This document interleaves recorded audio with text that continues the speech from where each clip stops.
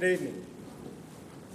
Welcome to the Henry County Zoning Board meeting for May 10th, 2018. This meeting is being televised on Charter Channel 180 and AT&T U-verse Channel 99, and will rebroadcast every Thursday at 7:30 p.m., Saturday at 12:30 p.m., and is available on video demand on county website. Now would be a good time to turn off cell phones and laptops. If you wish to speak, you need to fill out a public hearing speaking card. We allot 10 minutes for those in favor of a case, 10 minutes for those in opposition of a case. For example, if 10 people wish to speak, they share in the 10-minute slot, and so on. Address the board, not the audience. When you come to speak, address the board and not the audience when you come up to speak. I will present to you now the invocation and the pledge. Stand, please. Heavenly Father, we thank you for this evening. We thank you for all your wonderful blessings, and we ask that you be with us this evening in any decisions that we are making. These things we ask in Jesus' name. Amen. I pledge allegiance to the flag of the United States of America and to the republic for which it stands, one nation, under God, indivisible, with liberty and justice for all.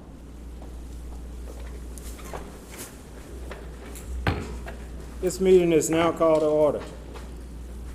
Do I have a motion to approve the agenda for? Motion. Somebody make a motion? Yes. I second it. Okay, we have a motion and a second. All right. Do I have a motion to approve the minutes? Make a motion to approve the minutes. Second? It's been approved and second.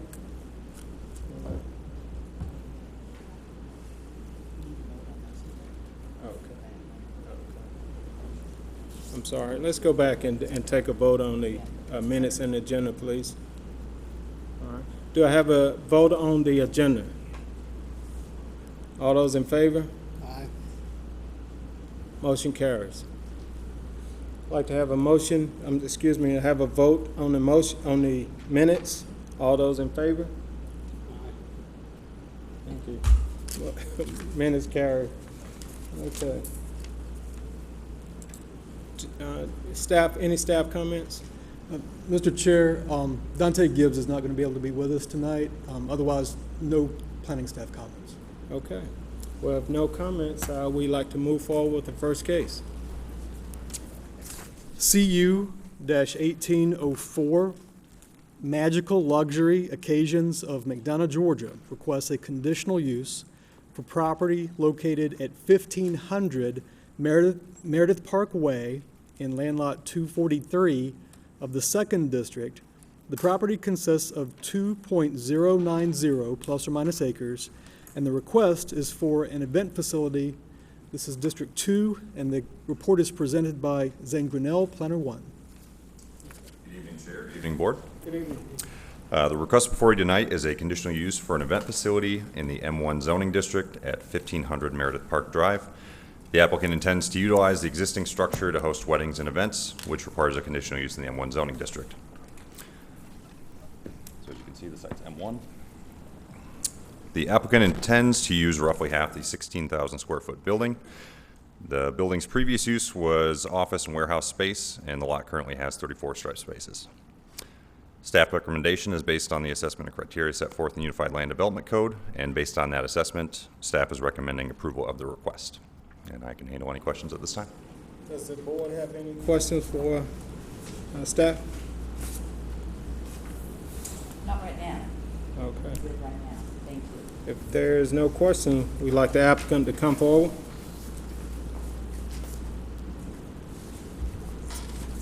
Please state your name and address for the record, please. Alexandria Porter, 1500 Meredith. Okay. Do you have anything you would like to add to staff recommendation? Yes.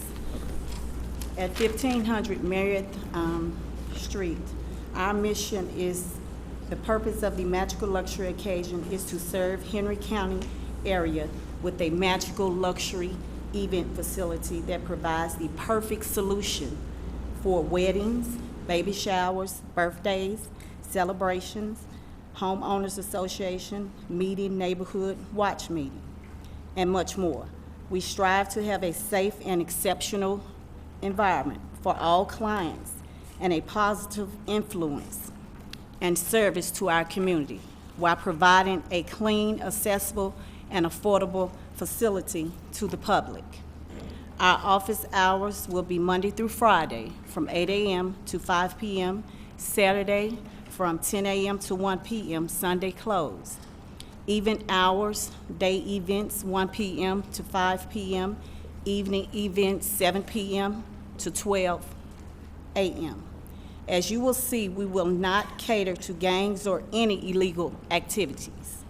Magical Luxury Occasions will be upscale, lavish, sophisticated, and with richness atmosphere.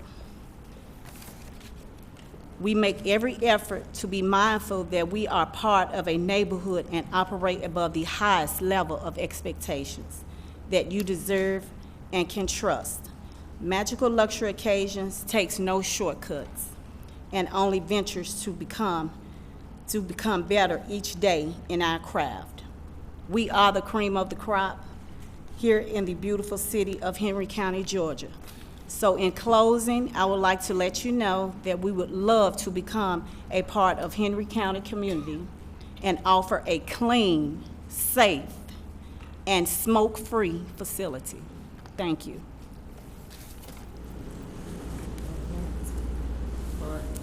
Does the board have any questions for the applicant? I'm thinking, stand by.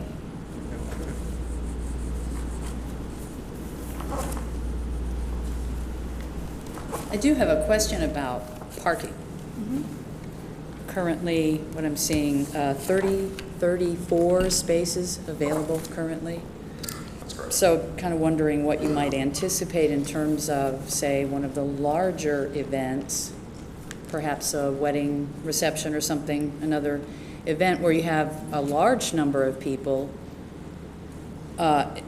Is parking going to be an issue, do you think? I'm No. thinking it might be with 34 spaces. No, and with Magical Luxury Occasion, if we get any guests that come in that wants to rent, I mean, we will recommend carpooling, maybe Ubering, but that shouldn't be a problem. If so, then we would just have to turn them around and reroute them and not accept them. Is there an option to park at another location, since you're in an industrial park, and I'm guessing some of the events would be held after normal business hours? That's a general question I'm throwing out for anyone to answer. There could be a shared parking agreement with other parcels surrounding So this that's one. an option. That is You an could do that. Yes. Okay. I mean, I don't really have any other questions. I appreciate the time you spent on the preparation of your statement. Thank you. I do have a question for staff on criteria point number 4. Planning staff is unaware of any binding agreement for specific limitations or conditions that may or may not have been made by the applicant with the surrounding property owners. The applicant shall adhere to any conditions imposed by the Zoning Advisory Board. So I'm wondering what kind of condition might be imposed. I think the thought on that was hours of operation, things of that nature. Okay. We would impose that. I'm sorry? I think we would impose that. Yeah, those right. conditions, yeah. I But you were understand. asking, I'm what asking could we what do? would Yeah. that look like Okay, for us? okay, Because yeah. I'm not sure what I would say as far as a condition to impose. So you obviously put that on there for a reason, and so I'm wondering what you were thinking that might look like. That's all. Well, and that's, I guess, for the applicant to clear up if that was acceptable for something in terms of the hours that they've stated. It's basically your call in terms of the hours. I see, okay. Mr. Chair, if I could Yes. interject, this seems, it's very true that the applicant, if they're approved, would have to comply with any zoning conditions that the zoning advisory board imposes upon the approval. It's just in this case, we didn't identify any negative externalities that might require a zoning condition. But if something comes up in this public hearing, then certainly you can impose appropriate zoning conditions. I see. I understand that. That helps. Thank you. I guess this is about the parking.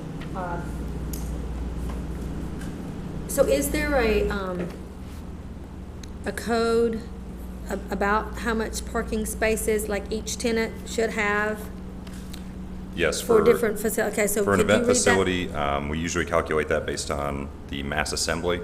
So depending on if there's fixed seating, no fixed seating, or bench seating, that's how we calculate the parking for it. So for fixed seats, it's 1 space for every 3 fixed seats. If it's mass assembly without fixed seats, it's 1 space per every 50 square feet of seating area in the largest assembly room. So that's how we would calculate parking. So then they're within the realms of the parking? So yes, they would. For their square feet? Yes, we'd need to know that information moving forward when we go to do the parking Right, calculation. so then they meet that requirement? Yeah. It just didn't sound like very many if you're having, you know, potentially 100 or 150, 200 even people. That's all. Well, any additional questions? If you have a wedding, you're gonna have a lot of people sitting there, right? So based on what you just said with your calculations, you're gonna need more parking. I would Depending on assume what they that. designate as their assembly area, and if there's fixed seating or not. Okay. Well, how much, okay, what's the occupancy of that space? And that's would be for staff or the applicant? What, do you know what the occupancy? I'm thinking roughly maybe 150 to maybe 2. It's just roughly thinking. So who determines the occupancy? The fire marshal? Department, I think. Yeah, and yes. he's already, No. he hasn't gone in yet and No. said, okay. Because because you're probably gonna have like stages and stuff like that too, so, Well, actually, we will be doing like wedding reception, not an actual wedding. wedding, just the reception part. Correct. Yeah, which it might be a little bit different, I mean, I don't know. Okay, we just, Being thorough. It's Yes. a technicality, it sounds Yeah. like. And I think, just to clarify, once they go through the fire marshal stage of it, that will determine the number of parking spaces, and you're gonna have to meet those requirements at that point. Okay. Okay. Any additional questions? Okay.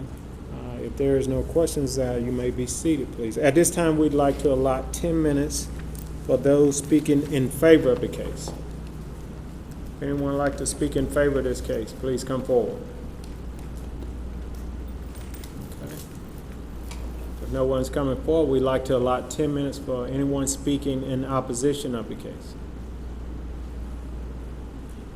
No one's coming forward. Any additional questions for the applicant or staff? Okay. Staff, if there is a need for additional, parking, after the fire marshal's inspection, would it be, does our ordinance provide for some kind of a binding agreement with adjacent property owners to allow parking off-site? I think I mentioned that earlier. I think in the form of a shared parking agreement, yes. We could also request that the applicant provide more spaces. So I believe with this property, if you can see on it'd be the south side, I believe, we could request more striped parking in the back there. When it goes through, if they go through to get the business license, we can request for more striped parking Okay. at that point. Thank you. Okay. Any additional questions? Okay, if there's no questions, we'd like to call the case, please. CU 1804, Magical Luxury Occasions of McDonough, Georgia, requests a conditional use for property located at 1500 Meredith Park Drive in land lot 243 of the Second District. The property consists of 2.090 plus or minus acres, and the request is for an event facility in District 2, and the report was presented by Zane Grinnell, Planner 1. Okay. You've heard the case. Do I have a motion? sorry. I do, I make a motion that we go ahead with planning staff recommendation of approval of this request. Second. We have a motion and a second. Any discussion? No discussion? All in favor? Motion carries. Call the next case, please. CU-1806, Silear Jackson of Stockbridge, Georgia, requests a conditional use for property located at 140 Hickory Lake Trail in land lot 126 of the 11th District. The property consists of 3.0 plus or minus acres, and the request is for a pet daycare / non-commercial kennel in District 4, and the report is presented by Zane Grinnell, Planner 1. All right. Good evening again, Chair. Good evening again, Board. Good evening. The request before you tonight is a conditional use for a pet daycare at 140 Hickory Lake Road. The application stated that the request was for a non-commercial kennel or / pet daycare. A pet daycare would be considered a commercial kennel according to the ULDC. It is to the understanding of staff that this request is for the daycare, so the report recommendation and conditions were written as such. The property is on a 3-acre parcel that is zoned RA in the Hickory Lake subdivision.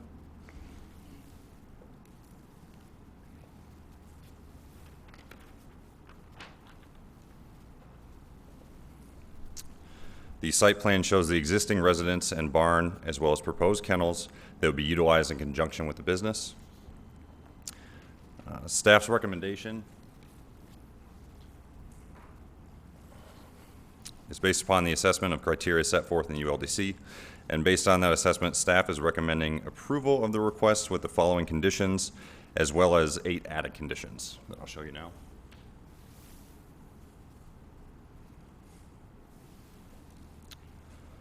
I would also like to note that a resident of the subdivision who was unable to attend emailed Planning and Zoning in opposition to the request, stating that it would increase traffic, noise, and litter. They also stated that the people in the neighborhood enjoy walking, and this could pose an issue because people tend to speed in the subdivision. Does the board have any questions for staff?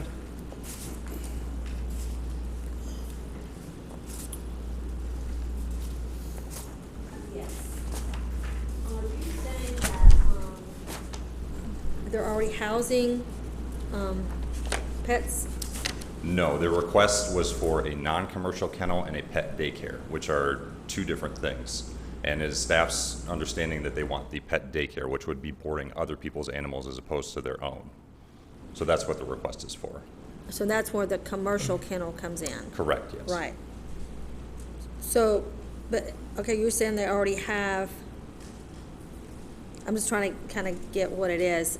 So they can already have up to 10 dogs, right? No. No. They do not. They would need to get a conditional use in order to have a non-commercial kennel as well. They both That would be the require a conditional non-commercial, use. right.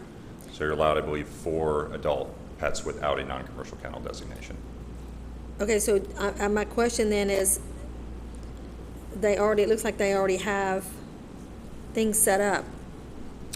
That was the proposed site plan. I That's don't proposed. know that those are already up. Okay, so, okay, and I can ask them, all right. And then, I'm sorry. And then, so for commercial kennel, they can have up to 30 adult dogs. I don't know that the code book sets the limit, but I believe animal control does. I thought I saw that in the report. Their site plan states that they would house up to 30, so that's what the site plan Oh, states. okay, that's where I got that. So, then is that allowed? I believe that would Because be. our code says 10. Well, for a non-commercial kennel, the Oh. code says 10. Okay, And that would be animals that you own. But in terms of the daycare, that's other people's pets. and there's no limit to that? I think it's based on the animal control's recommendation in terms of what their facilities can basically house, essentially. Oh, so they'll come out, look at the facility, and then determine how many how many they could house? I'm not sure about the inspection process in terms of how they would handle it, but in terms of what the code states, it does not set a limit. The code doesn't anyway. I guess that's just kind of hard for us to, you're asking us to make a decision on something we don't know. Stacy, help me out here. So this is a residential neighborhood, and Part of the request was for a non-commercial kennel, which doesn't help them, but a non-commercial kennel is limited to 10 animals. So I think it's reasonable to limit the request to 10 at any one time. Oh, for the condition? Right. Okay, okay. Which was one of the added conditions. Sorry, this is kind of sprung up at the last moment. No, no, that's fine. Okay. That's what I needed to know, what that parameter was on that. Okay. And then, on the conditions that you have,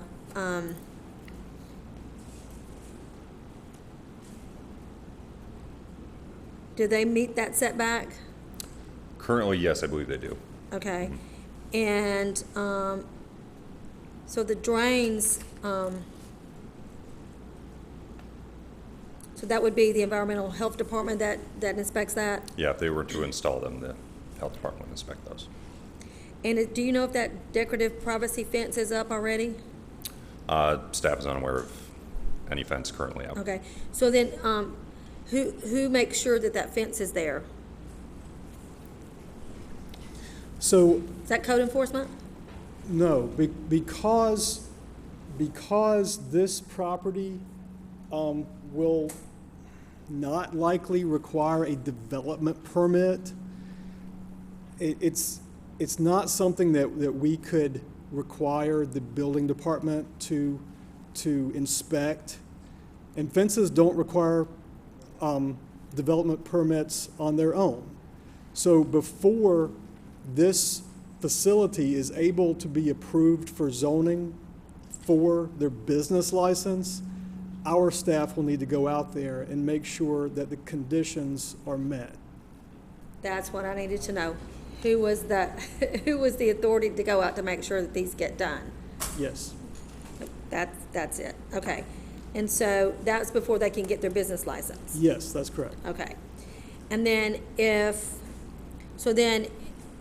somebody reports that there's more than 10 dogs out there, who goes out there? Is that code enforcement? Yes, ma'am. Be code enforcement at that time. Okay, that's all I needed to know.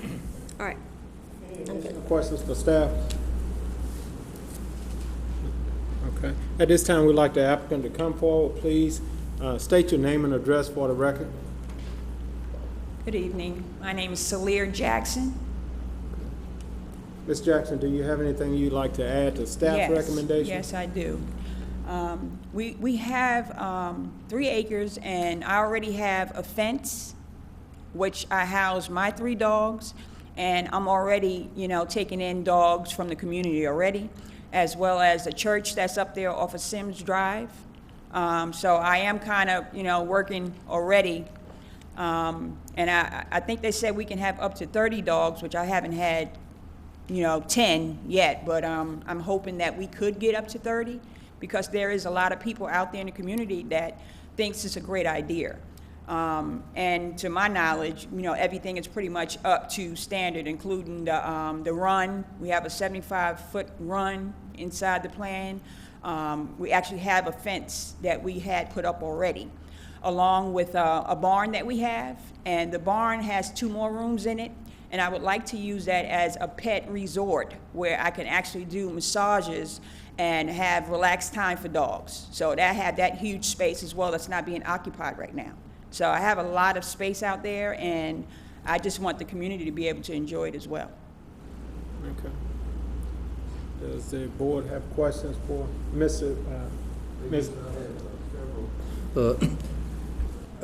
I think you submitted a site plan, and I just want to make, sure what we're seeing here. It looks like that behind your home, there's going to be a fenced-in area, and then 4 portable kennels. Yes, All I right. have several portable kennels All right, already. and I guess those would be fenced, is that right? The portable kennels are actually in the basement. Okay, I have the whole entire basement that I could occupy, as well as the barn. And presently, I have probably about 15 kennels, for a medium-sized dog already. And like I said, I have the fence up, and I have a run. I have all of the stuff pretty much in place as right now. Well, okay, now it says also that your home has a basement, and it says that this is going to be a customer pickup area and a climate-controlled area. Is that area going to be used for by the pets also? Absolutely. I have control inside the garage, so we have air conditioning as well as heating. So pretty much, yes, that will be taken care of. All right, and then next to the portable kennels, you show another fenced area that's going to be for the, dogs and pets also? Yes, sir.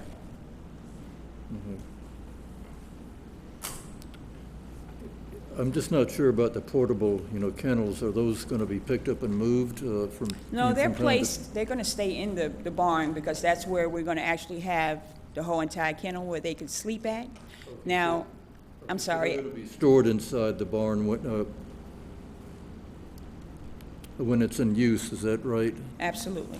And then Okay. the basement is gonna be used for, if you wanna have, sections for dogs that wanna watch TV or, like more of a upscale luxury. I'm gonna have separate areas for that in the basement. As well as the barn, I like to, do like the massages and relax time and that kind of stuff in there. Thank you. Thank you. Okay, so the barn is like, it's set back for the 50-foot buffer that's required.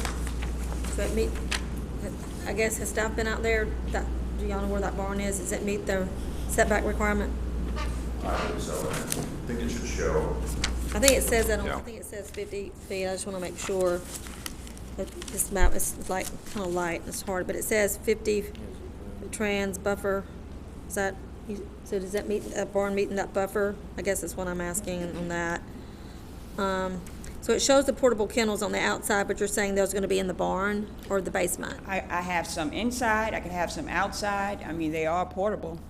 Okay, so, I'm looking at, this is a business, and I understand that, and, but then, you do live in an area where there's other homes. So my question is, to me, 30 dogs is a lot, and adult dogs. So, that any one time you could have people coming in, dropping them off, which, okay, but parking, and this is a business, and I've been to doggy daycares and there's a lot of cars. Where are they parking? If you can actually look on the plan and see how far it is from the street to the location, it's a ways to go. Right. So I am willing to cut down some of the area, the trees or whatever, to make it actually large enough for them to actually fit in to the parking area. And also, I'd like to provide service to pick them up and drop them off as well if I need to. Staff, can you put back up the requirements for commercial kennels? I think you had, there was a map on top. A couple of questions maybe for staff that I guess I'm concerned about. 600 square feet in the basement. I'm not sure, how big that is, but that just seems like it's a small space to house, a lot of dogs. I know some of them will be outside in this, and then there's some will be in the barn. Is that, it says the barn is climate controlled, okay, that's 400 square feet. And the fence, the barn is not fenced, it's just, there's another fenced area, it looks like off where the, is that where the dog run is, that fenced area? Yes, ma'am. Okay. And then it says shed, will they be in that shed also? No, the shed is for, stuff for outside. Storage and Yes. stuff like that, yeah. Yes. And so the question to staff is, since this is a commercial kennel, are there any parking requirements for commercial kennels? So we could look at it as, we could look at it a couple of different ways perhaps. Personal service, I think that'd probably be the best way. Otherwise, we would have to look at it as some sort of mass assembly. But I think that personal service would probably be better, and that would be 2 parking spaces per practitioner. Especially since this is a home, I think that would be appropriate. And that would be in addition to the use of the subject property as a home, which already requires 2 parking spaces. So that would be 4 in total. Okay, will you have employees? I do, but I also have another garage, which is in the front, so that's used for our personal cars, so that takes away for the parking space. How many employees will you have? Roughly about 5, and I have several volunteers that would love to help as well. Okay, isn't there like something for the amount of employees that are allowed to be during the day in a home occupation? And if I must say, I I'm would asking, like, just a second, I'm just Okay. asking stuff. And let me say, Ms. Consiglio, that it wouldn't be a home occupation. It would be a commercial business license. Okay. The That's standard, different. the standard for personal service does not include a standard per employee. Okay, But if we think that that standard is not adequate, that would need to be a condition of zoning.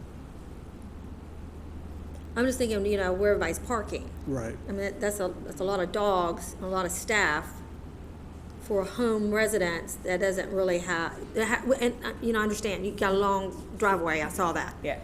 But then when you get there, it's like, are they parking on the grass and all that? And so if y'all don't have a problem with And as a that, commercial business, parking on the grass would not be allowed. that's not, It would oh, have to be paved dust-free surface. it would have to be paved. So you're saying it has to be 2 spaces per employee?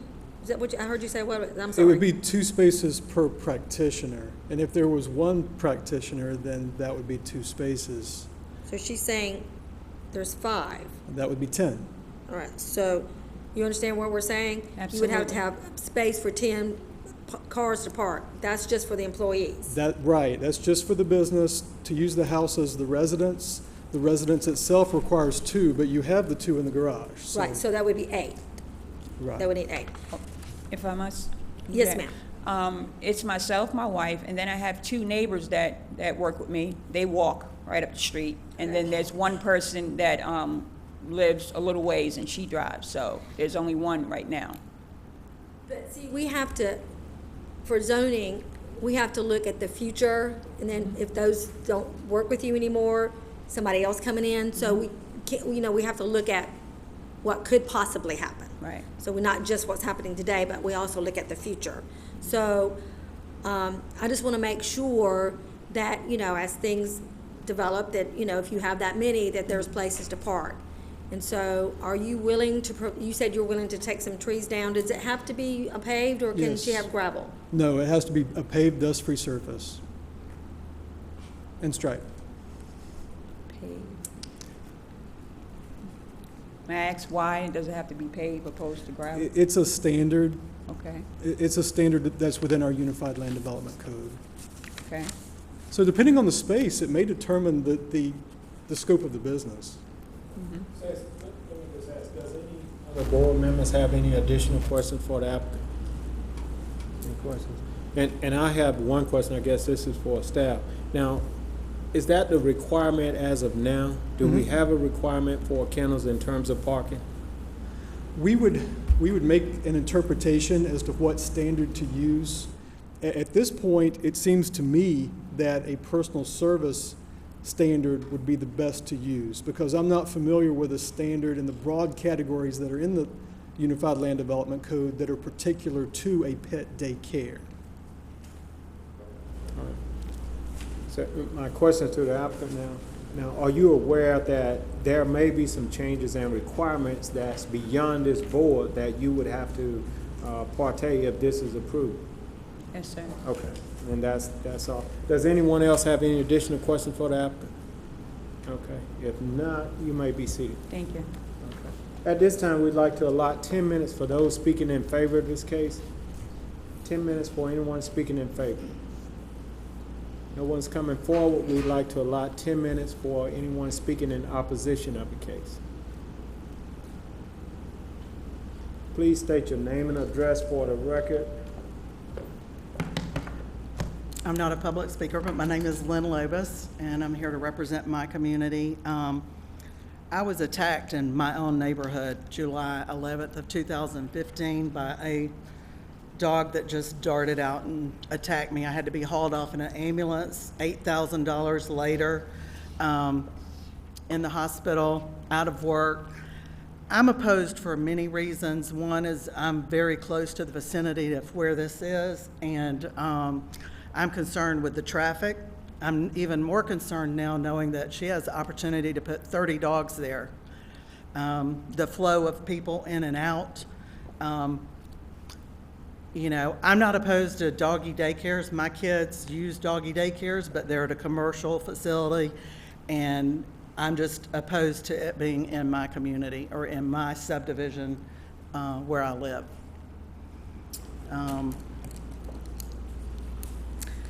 I have a couple of questions, like how would they be restrained? Are they just free to walk in this area?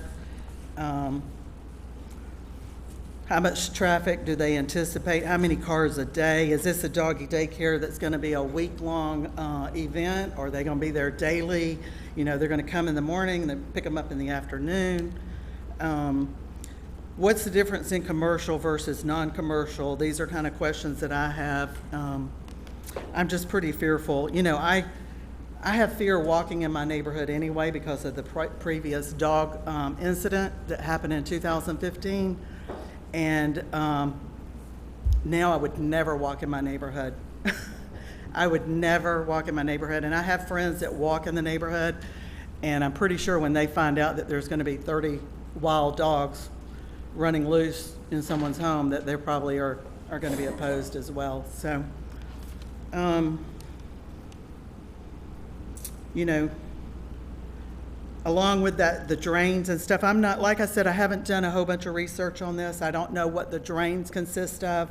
Like, is that something that goes into the ground where it gets into parts of the drinking waters or what? You know, I don't know anything about that. So that concerns me. Those are issues that I have. I'm just strictly opposed. Okay, thank you. We have another member of the neighborhood here. I don't know if he wants to speak or not. Please state your name and address for the record, please. Kent Letterman at 80 Hickory Lake Trail. I just want to speak to 2 points. I wasn't going to speak to the second point until I heard what was said. Could you show the overview of the first slide where it showed the diagram of the neighborhood? Where is that? Okay, thank you. I'm sorry, I didn't know it was you. I just wanted to say that it is a quiet neighborhood where a lot of people enjoy walking, and it is very wooded. There's a lake there. Where the lake is, you can't really show, but you go in from Sims Drive, and it's about a half a mile to the back where the cul-de-sac is and where the property is. So all the properties will be passed by traffic, okay? It's way at the back end, and there are hills that you don't see on this. You can't see around that first bend because of trees, so visibility is not so good because of trees. There are a lot of trees in the neighborhood, it makes it a beautiful neighborhood, but for visibility, it's not good. Secondly, there's in the center of that high drive, there is a little circle that's kind of a cul-de-sac there, but it goes, and I'm about 2 properties past where, or 3, on the right, where there's a crest of a hill and you can't see over it. So people come over the hill and go downhill. And I always tell my guests, don't park along the street where you're halfway on the road. Park in my driveway because you can't see over. And then there's that sharp curve at the end where you can't see around, of course, because there's a lot of trees and there's a sharp curve. What I'm pointing out here is it's a quiet, tree-lined community of 25 houses, and if you have, what I heard was 30 dogs, that's 120 passers-by every day. 120 passers-by trips, because they have to come in and they have to go out the whole length. That's in the morning, so that's 2 in the morning, and then again in the afternoon, the full length, and then coming back again. So every property is passed by 120 different cars, different passages. That's substantially different, substantially above what the normal traffic pattern is for this community. So it does matter when you briefly outlined the concerns of the subdivision at the start of it. I just wanted to put a little more meat on those bones that just was mentioned. This would substantially change the neighborhood, especially the property. If you have to take down all the trees and pave it, you substantially change the neighborhood, especially that one property, but it affects other properties beside it. So you don't want something that's denuded and paved over in the middle of something that is zoned RA. RA, you know, residential agriculture, isn't that what it is? And you want something paved with 120 passersby every day up to 30, I think it's unwise.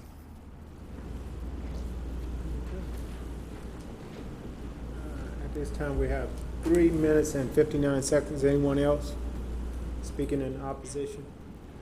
My name is Bruce Arnold, and I live at 115 Hickory Lake Trail. Like I say, our neighborhood is a very quiet, nice neighborhood. A lot of people like to walk, but they're scared of the dogs. And like I say, it's a residential area, so I oppose it. Anyone else like to speak in opposition of this case?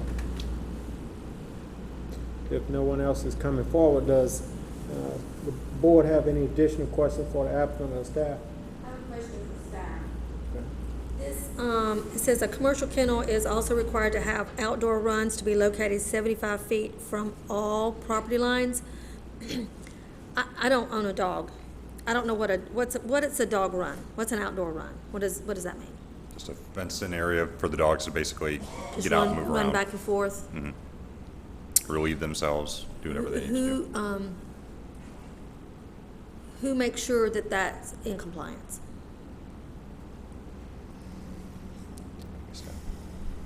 I mean, we would need to make sure that the site meets all the standards before a business license is given. And after that point, it would be up to code enforcement if there's an infraction.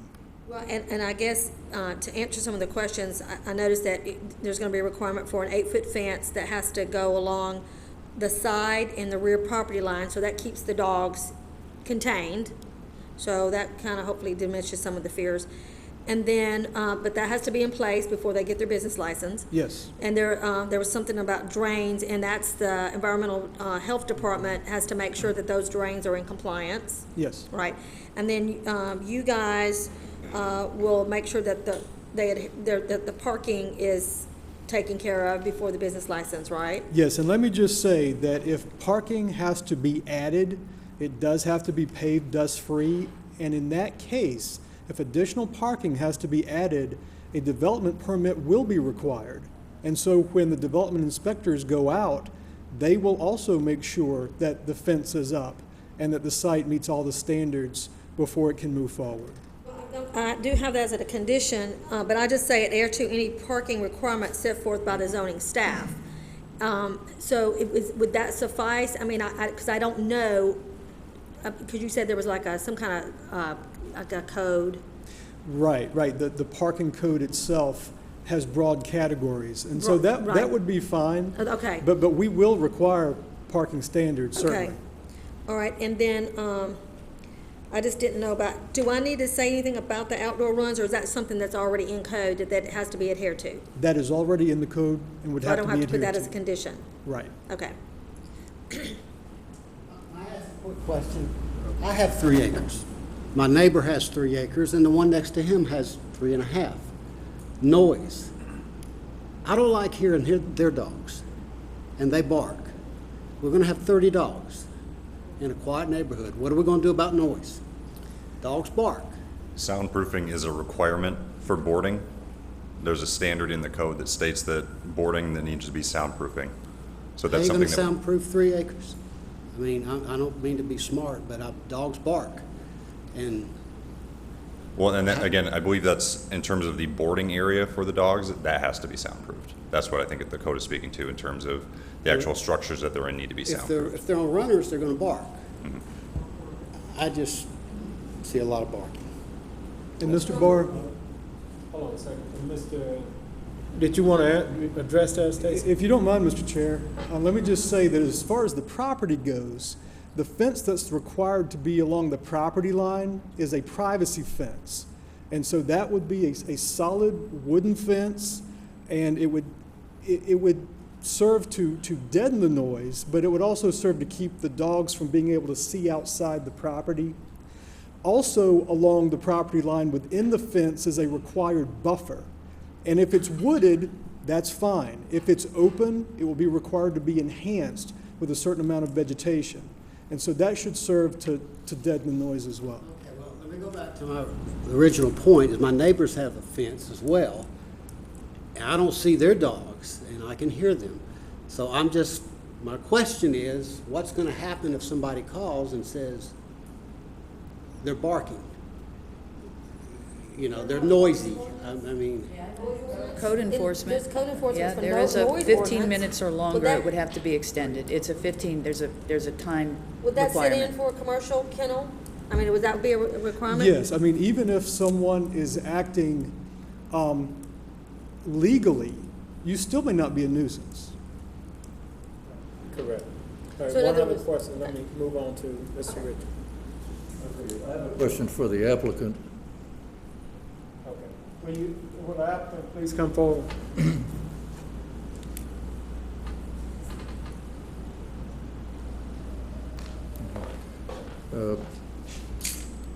Have you given any prior consideration to some of the items that, some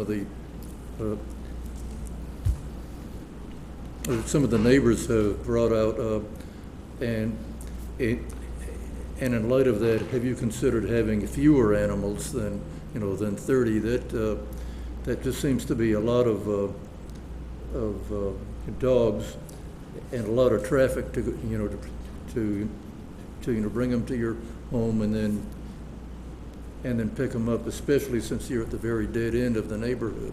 That's a lot, I think for the other residents to endure. Absolutely. Absolutely. I have thought about 30 dogs is a lot, and I don't have a problem with going down to even 15, but literally how I want to have this thing structured is, having one-on-one time with each dog. Some of them will be asleep at one moment, the others will be out playing. I want to try to have it so organized so that my neighbors, my consideration for the neighbors is number one, all right? But a lot of my neighbors in the area, they think it's a great idea. I have 2 dogs of my own, and I hear dogs around my neighborhood all the time barking at night when I'm bringing my trash cans, to the curb. To my left as well as my right, they both have 2 dogs apiece. So we hear dogs bark all night. My goal would be to make sure they're not barking, and disturbing my neighbors. And as for the traffic, like I said, I don't have a problem with, picking up, because a lot of people want you to pick their dog up and bring them back. I want to have that service as well, so there won't be that much traffic in the neighborhood. And also letting people know when they do come down, not to be speeding, I want to do the whole work. So I would make sure that the neighborhood stays safe. And as for the dogs, it's in the back. If you look at my layout, the dogs are going to be all the way in the back where the garage is. So we're up in the woods where to my left and to my right, you don't see my neighbors. And I understand about the hearing and all of that. We'll try to, keep it, low as possible. Do we have any additional questions for the applicant? No question? You may be seated. Okay. Any additional questions for staff? There is no questions at this time. We'd like to call the case. CU 1806, Salir Jackson of Stockbridge, Georgia, requests a conditional use for property located at 140 Hickory Lake Trail in land lot 126 of the 11th District. The property consists of 3.0 plus or minus acres, and the request is for a pet daycare / non-commercial kennel in District 4, and the report was presented by Zane Grinnell, Planner 1. We've heard the case. Do we have a motion? I'd like to make a motion for approval with the 3 conditions set by staff, and I'd like to add some more conditions. The 4th condition would be limited to 2 adult dogs at any one time, 10 adult dogs, at any one time. Number 5 is adhere to any parking requirements set forth by the zoning staff. And 5, materials shall not be stored within any required buffer area. I didn't know if I was supposed to say that or not. I know it's part of some of the requirements, but that's all I have. Okay, we have a motion with, do we have a second? A second? Okay. Any discussion? Staff? If you'll allow me, I just wanted some clarification. So, Ms. Consiglio, you weren't interested in the other additional conditions that staff had recommended? The three? There were the three in the report, but then there were the others that are There displayed. were 8 more that, I didn't see. Oh, I didn't see. Okay. Oh, I didn't see those. I'm sorry. I didn't see those. I thought this was just for something else for us to go by. Okay. So I'd like to restate my motion. Okay. Okay. So I'll make a motion for approval with the 8 staff recommendations. So that includes the 10 dogs. That doesn't include the parking, is that correct? So I need to add a condition for that, okay. So, with added conditions, number 9, to be, and just for clarity, so sorry. there are 3 in the staff report, but there are an added 8, so that is a total of, what would that be, 11? okay, staff I'm gonna recommended restate my conditions. motion once again. Just want to make sure we got them all. Yeah, it's at the end of the day, and I've worked all day, okay. I would like to make a motion to approve this request for commercial kennel based with the following conditions. There are 13 conditions set forth by staff. 13, 11. 8, 9, 10, 11. Oh, Lord. With added conditions. So number 12. Adhere to any parking requirements set forth by zoning staff.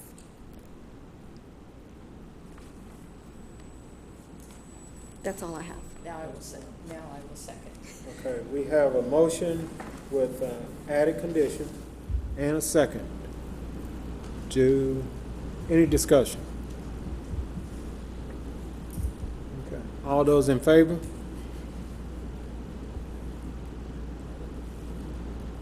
Motion denied.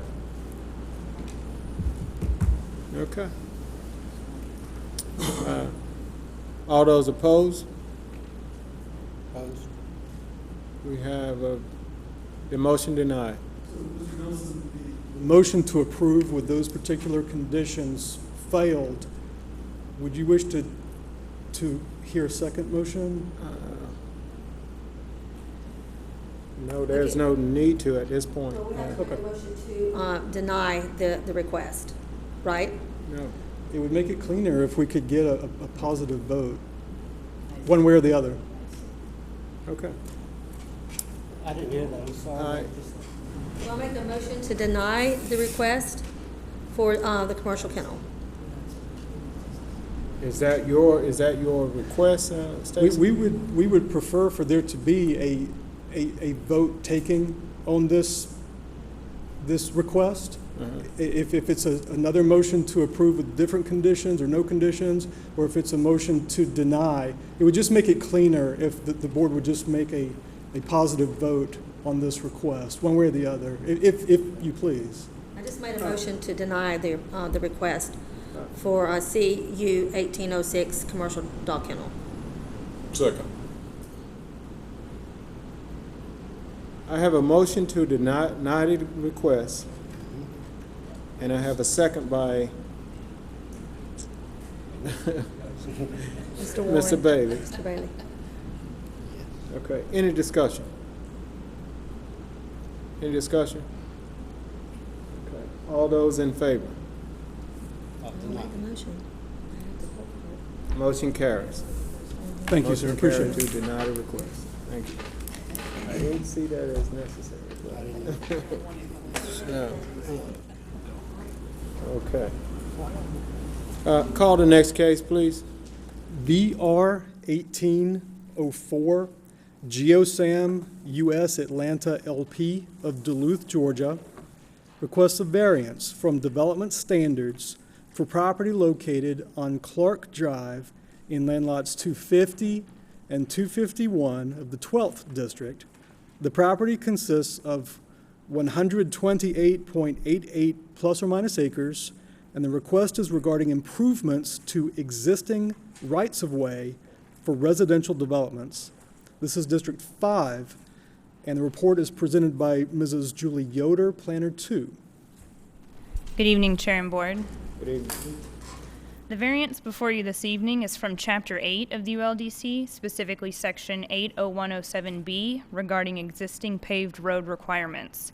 This section would require the applicant to bring the road, Clark Drive, which is highlighted, up to the standards of its classification, which is collector.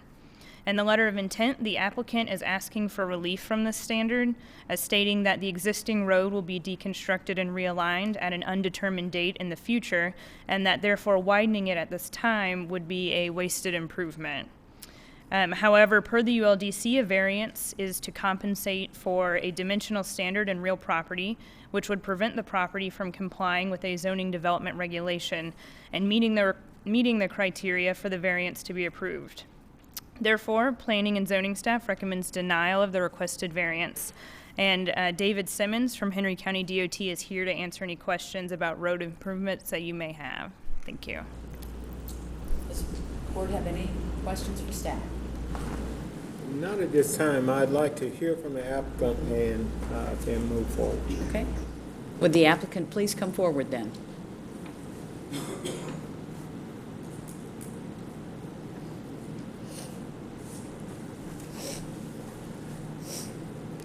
Please state your name and address for the record, please. Good evening, Adam Price, Falcon Design, professional engineer, 235 Corporate Center Drive, Stockbridge, Georgia. Thank you for having me tonight.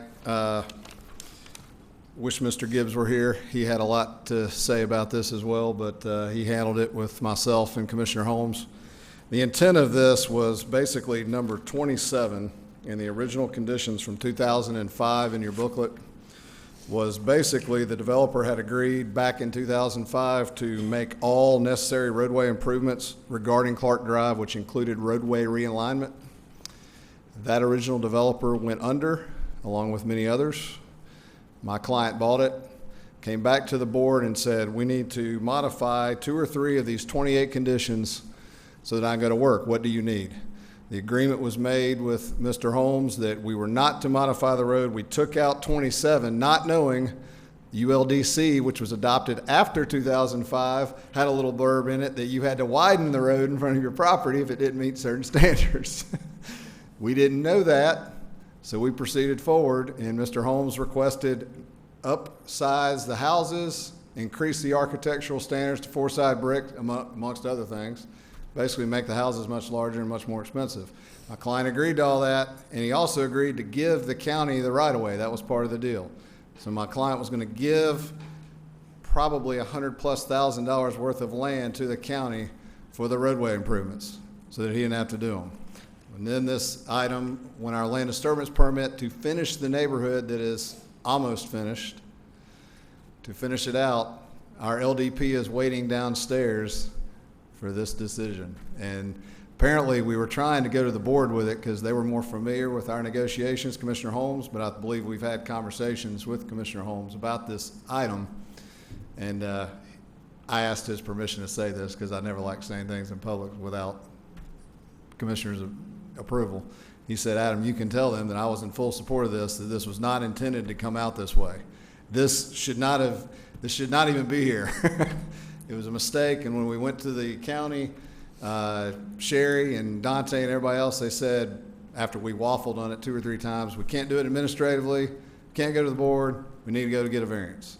So here we are. So the original intent of this was to never do the road improvements. We were going to gift the right-of-way to the county. That was the whole thing. Instead, it came back in the plan review saying, well, there's a little blurb in the ULDC that you have to do this anyway, and we were like, oh, you got to be kidding me. So that's why it wasn't written there in 05 and none of us caught it. So here we are. Okay. Here we are. So to rectify the problem, are you saying that your client is willing to give the county that right away as of now? It's already in the conditions to give the right of way. It's already in there. Okay, and you will maintain a decel lane, correct? We do a decel lane, yes. Okay. And I guess my next question would be for for a DOT. All right. David, do you see any problems, any hazards, or any safety issues that this may or may not oppose? The alignment of Clark Drive, as it is not very good. So widening it 1 or 2 feet on each side doesn't do it any great improvement. Really, a realignment is what is preferred. I know that condition got removed in the 17 zoning, but really widening like it is, I don't know that it does any great improvement to it. Really, a realignment is what needs to be done at some point in time. It's not currently part of any SPLOST or county program, but that's, and best I can tell from the 17 zoning, that was the intent, really, was to not touch the road. But I had language in the previous report, but it's in the report, it wasn't a zoning condition that stated, hey, you still got this 801.07 in the code that says you have to widen the road. So, but quite frankly, does it do a drastic improvement to the road? No, not really, because the road's alignment is probably more of an issue than the road width currently, in my opinion. Okay. Do you see it as a benefit if they actually give that easement or give that portion so at some point the road can be upgraded? Yes, and I would also say 80 feet on the existing alignment. It'd be better to have 80 foot on a engineered alignment versus what's out there, and I think one could come up that doesn't adversely affect the eastern side, and from what I can tell, the western side, a lot of that probably won't be built out. So We've done away with the access from the western side. There was an access point for the western side in the 2005 plan. That's no longer there. Right. Coming out to Clark Drive. It goes to Bond. Okay. Yeah, and I'm just saying, and it really doesn't have any homes on the western side other than up near the north end where the road's actually straight. So maybe trying to get some of that property on the western side based off an engineered alignment. I think I made some reference to that in the previous report in 17 also about it'd be good to preserve some of this open space on the west side of the road for some realignment. And I've got the old alignment that was done in 2006 or 7, and I plotted it out on an aerial to show what it does. And it does affect some of the eastern side, but I also drew in a real quick alignment this afternoon that tries to stay off the eastern side where they're proposing lots. And I can bring that out and show it, if you guys want to see that. All right, thank you, Dan. Any other questions? This is for staff. If there have been conversations with zoning staff and the commissioner, and I don't know if they had conversations with you, DeLander, but why are you saying denial? As a variance, it's not a varianceable item, basically. Per our criteria points in the report, it just doesn't meet the criteria points to be considered varianceable, so we cannot recommend approval of this request. So it's a technicality, basically. Okay, and I just needed to know if there, if there was other reasons that we're not hearing about. The only way you know is to ask, and I asked. Yes, ma'am. That was a very good question. We've asked that many times as well. Sometimes government works best when it works best. Condition, that was placed at that time, rather than trying to apply the That's 7 or 8 right. factors that are usually considered in a zoning variance. This really is not a zoning issue so much as it is an engineering and road construction issue. It just happened to be part of the zoning process of adding 28 some conditions, but I think I think what it comes down to is that you all have committed the 80-foot right-of-way to straighten out that road, and so completing the actual improvement within that right-of-way that is to be given to Henry County, really. I think that really comes down to a timing issue, in the future, or hopefully the near future, with with the developers and with Henry County DOT.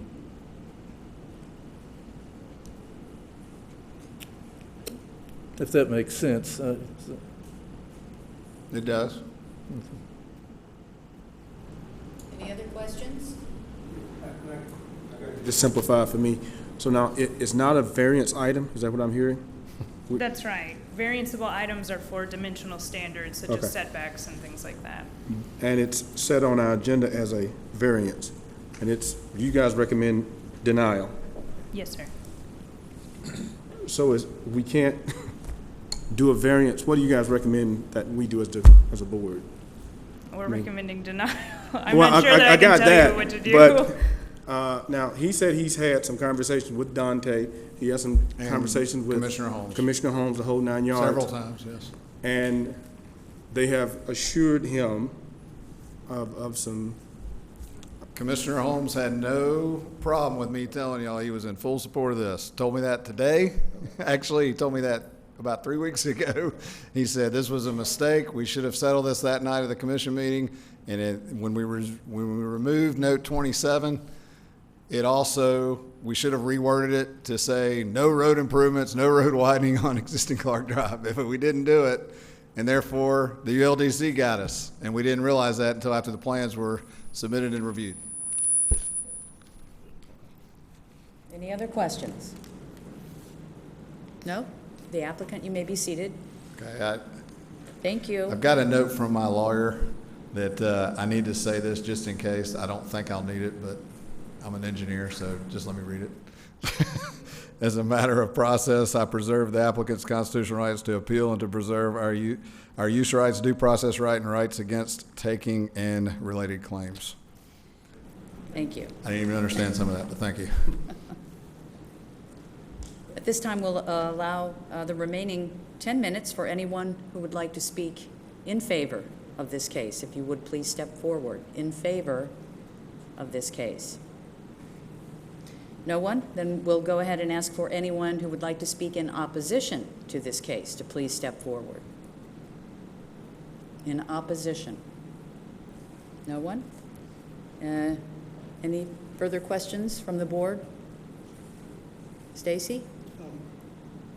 Madam Chair, if you don't mind allowing me to speak, I just wanted to state, because there was a question, that the Zoning Advisory Board can approve this regardless of the staff's recommendation, and I just wanted to state that for the record, that it's up to you guys to approve or to deny.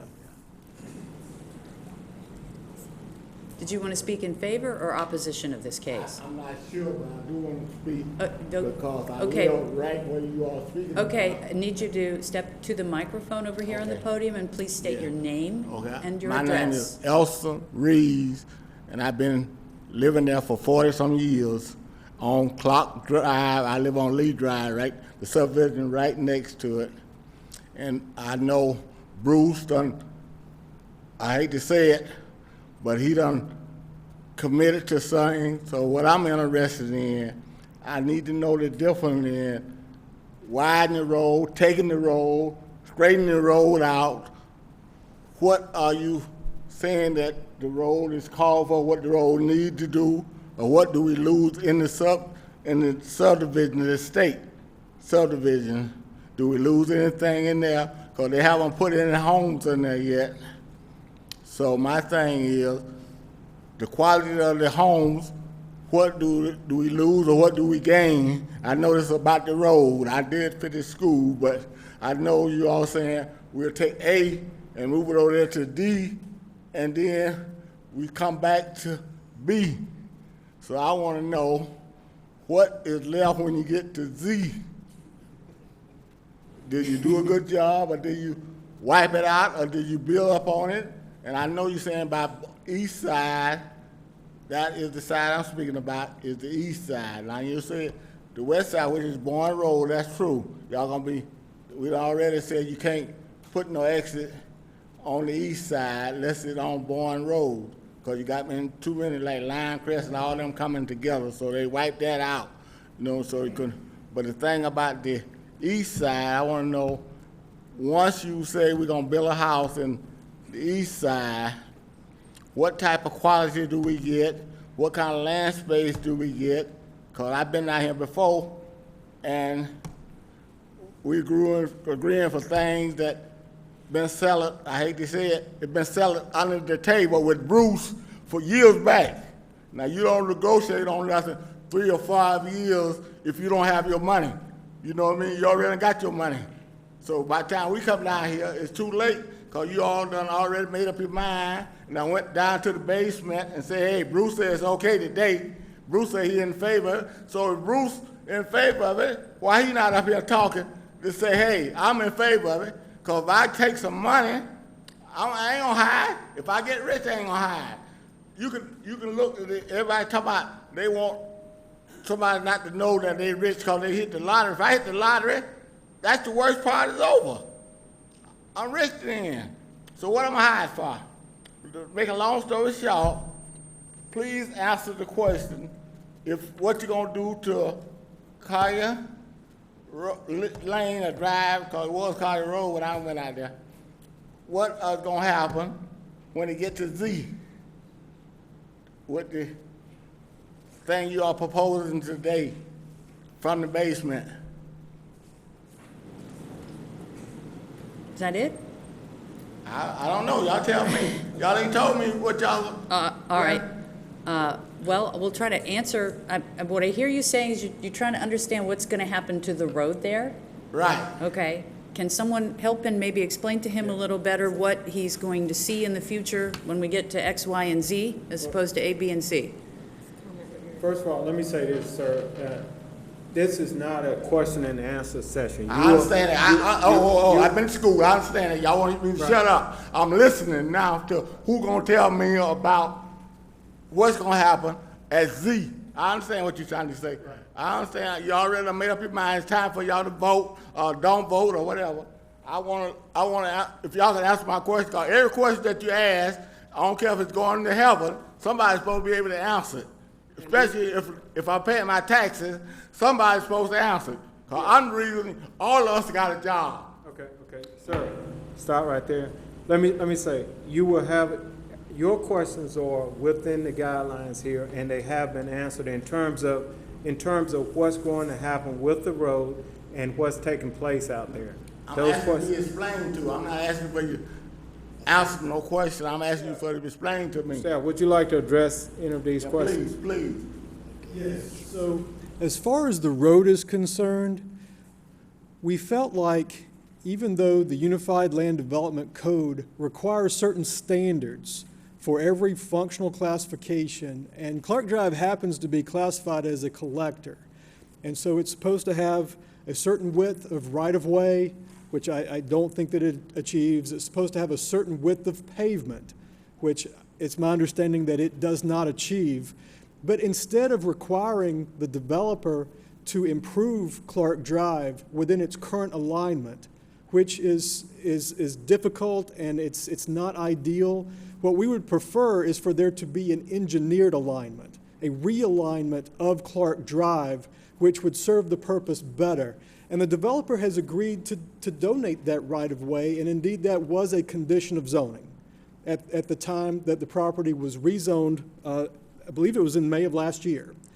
So at that time, there were other conditions that were imposed upon the property, and it involved the types of houses. So for example, the minimum home size, according to the zoning conditions, is 2,200 square feet.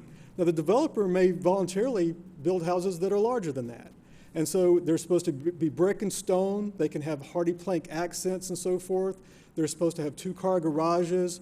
And so it's going to be a very nice development. There's supposed to be street trees where that's applicable and so forth. And so the 26 or so conditions will require that. And that's not really before us tonight. But it is going to be a very nice development according to the standards. Now, as far as the engineered alignment of that road, we don't really have that. We have an idea of where that engineered alignment would be, because generally it's going to straighten out that curve. And when that happens, it's going to affect the area that's on the overhead that's labeled as open space, primarily. So on the west side of Clark Drive, that's the side that's going to be affected But as Mr. Simmons mentioned, there aren't any houses on that side except in the north part of the property line where the road is already relatively straight. So the major impact is going to be in this open space area, and it will not affect the area of the houses on the east side of the current alignment of Clark Drive. Okay, thank you. Thank you. Thank you. You may be seated. Thank you. We're out of time. We'll need to move along. Any other questions from the board for applicant or staff? Let's call the case. BR 1804, GeoSam US Atlanta LP of Duluth, Georgia, requests a variance from development standards for property located on Clark Drive in land lots 250 and 251 of the 12th District. The property consists of 128.88 plus or minus acres, and the request is regarding improvements to existing rights-of-way for residential developments in District 5, and the report was presented by Mrs. Julie Yoder, Planner 2. Do I have a motion? Ma'am, I would like to make a motion to approve the variance.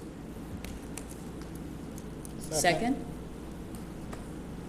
Second. I have a second from Mr. Risher. Any discussion? All those in favor, please signal by raising your hands. All opposed? Motion passes. Thank you. All right, call the next case, please. Bartram ADM Properties LLC of Hampton, Georgia requests a rezoning from M1 light manufacturing to M2 heavy manufacturing for property located on Sedgeview Drive in land lot 218 of the 6th District. The property consists of 10.08 plus or minus acres, and the request is for a waste transfer station located in District 2. This case will be presented by Stacy Jordan Rudisil, Chief Planner. Good evening. The case before you tonight is for a property that's located in the Liberty Square Industrial Park, which is located off of Amelie Road. And this appears to be a relatively new industrial park that is zoned M1, as indicated in this green outlined hatched area. And when I say relatively new, what I mean is that this industrial park is not open at this current time. It's actually blocked off.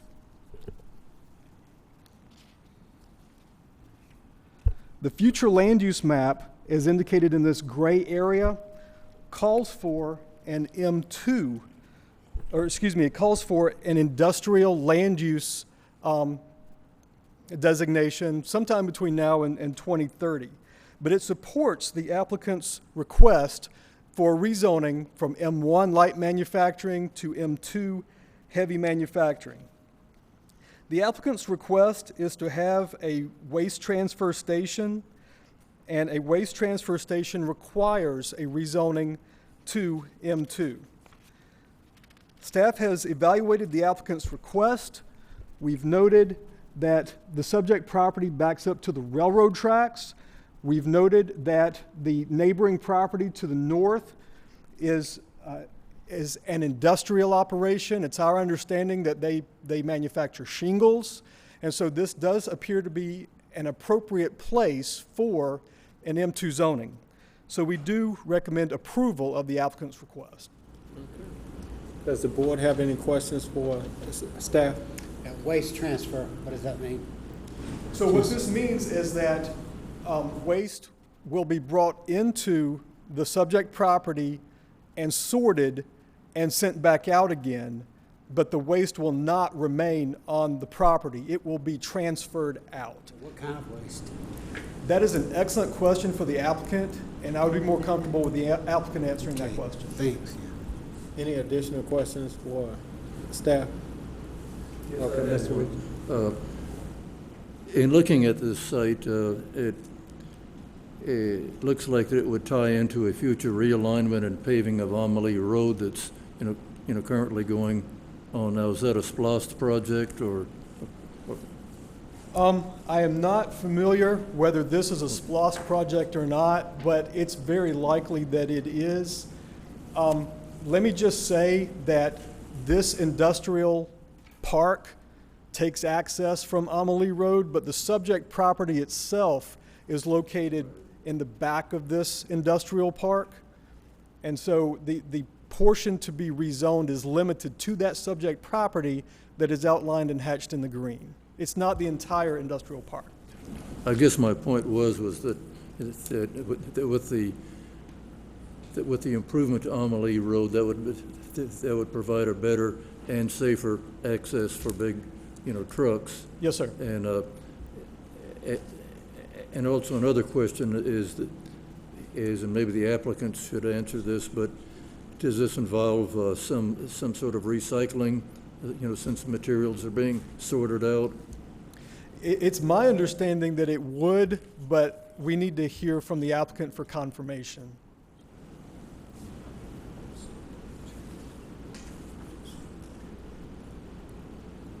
Okay, any additional questions for staff? Anyone else? Okay. If not, at this time, we'd like the applicant to come forward. Please. Mr. Chair, Board, my name is Lowell Chatham, 125 West Ridge in McDonough, Georgia. To respond to some specific questions, I'll try not to repeat what Stacy said. The refuse is solid domestic refuse. It is transported there. It does not remain overnight. It's solid refuse, would include household stuff as well as heavier stuff, does not stay there overnight and would comply with all state requirements. It is brought in. They do some recycling, some of the heavy metals. Future intent is to do more recycling, but it is removed from the site. It does not stay there, so it's not a dump or garbage waste. It also to the north, as Stacy said, there's already some heavy manufacturing. It is bordered by a railroad. There is no subdivision or housing units that it borders, and I believe the roadway is already being repaved. Yes, Amelie is already, it's been approved by SPOS and it's being paved as we speak. Current location, I believe, is in the vicinity.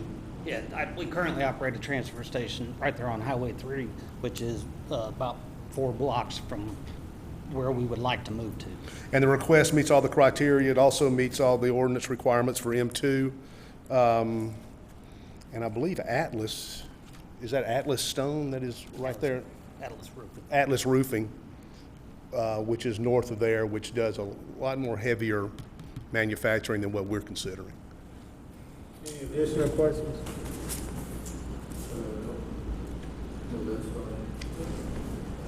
About how many trucks per day will you run in and out? Do they run at night, primarily No, ma'am, daylight hours? no night work. Okay. It's just during the day, and really, as far as the business goes, the more trucks in and out, the better for the business. Sure. But it's a consistent moving. Okay, pretty steady? Yes, ma'am. Steady flow. Okay, thank you. Any additional questions? If there's no additional question, you may be seated, sir. Thank you. At this time, we'd like to allot 10 minutes for those speaking in favor of this case. 10 minutes for anyone like to speak in favor. No one's coming forward. We'd like to allot 10 minutes for those speaking in opposition of the case. Okay. Any additional questions for the applicant or staff? If not, we'd like to call the case, please. RZ 18-05, Bartram ADM Properties LLC of Hampton, Georgia, requests a rezoning from M1 Light Manufacturing to M2 Heavy Manufacturing for property located on Sedgeview Drive in Land Lot 218 of the 6th District. The property consists of 10.08 plus or minus acres, and the request is for a waste transfer station in District 2. The case was presented by Stacy Jordan Rudisil. Okay, you've heard the case. Do I have a motion? Mr. Nelson, I make a motion that the board goes with staff recommendation approving the applicant's request. Okay, we have a motion. Have a second by Mr. Bailey. Any discussion? No discussion? All in favor of the motion? Aye. Motion carries. May call the next case, please. RZ-18-08, Locust Grove Retail Partners, LLC of Marietta, Georgia, request a rezoning from C2 General Commercial to C3 Highway Commercial for property located on the southeast quadrant of intersection Highway 155 and Bill Gardner Parkway in land lots 210 and 211 of the 2nd District. The property consists of 2.5 plus or minus acres, and the request is for a storage facility. In District 2, the case will be presented by Stacy Jordan Rudisil, Chief Planner. Good evening. The subject property is indicated in the green outline. Just to get your bearings, this white line here indicates Highway 155. The subject property would take access from Bill Gardner Parkway, and it backs up to the railroad tracks where there's road work currently being done at this time. This red crimson area indicates property that's zoned C2, which is a general commercial zoning. The request of the applicant is for an interior access mini warehouse facility. It would be brand new, and it would comply with the design requirements and so forth of the Highway Corridor Overlay District in which the subject property falls. But to allow this interior access mini warehouse facility, it requires a rezoning from C2 General Commercial to C3 Highway Commercial.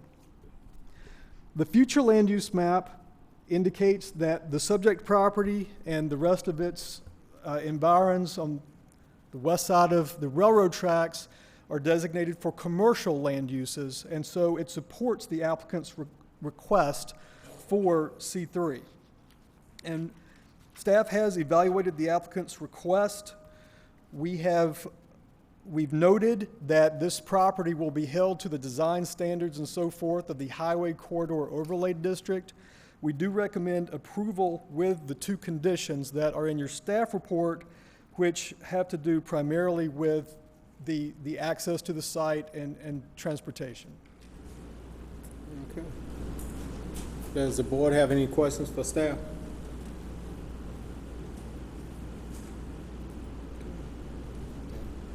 If not, we'd like the applicant to come forward, please. Please state your name and address for the record. Morning. Good afternoon. I'm sorry, it's been a long day. Mr. Chairman, members of the board, Michael Elliott, President and owner of Metro Engineering and Surveying, 1469 Highway 20 West, McDonough, Georgia. Just kind of echoing what Stacy has said, and Turn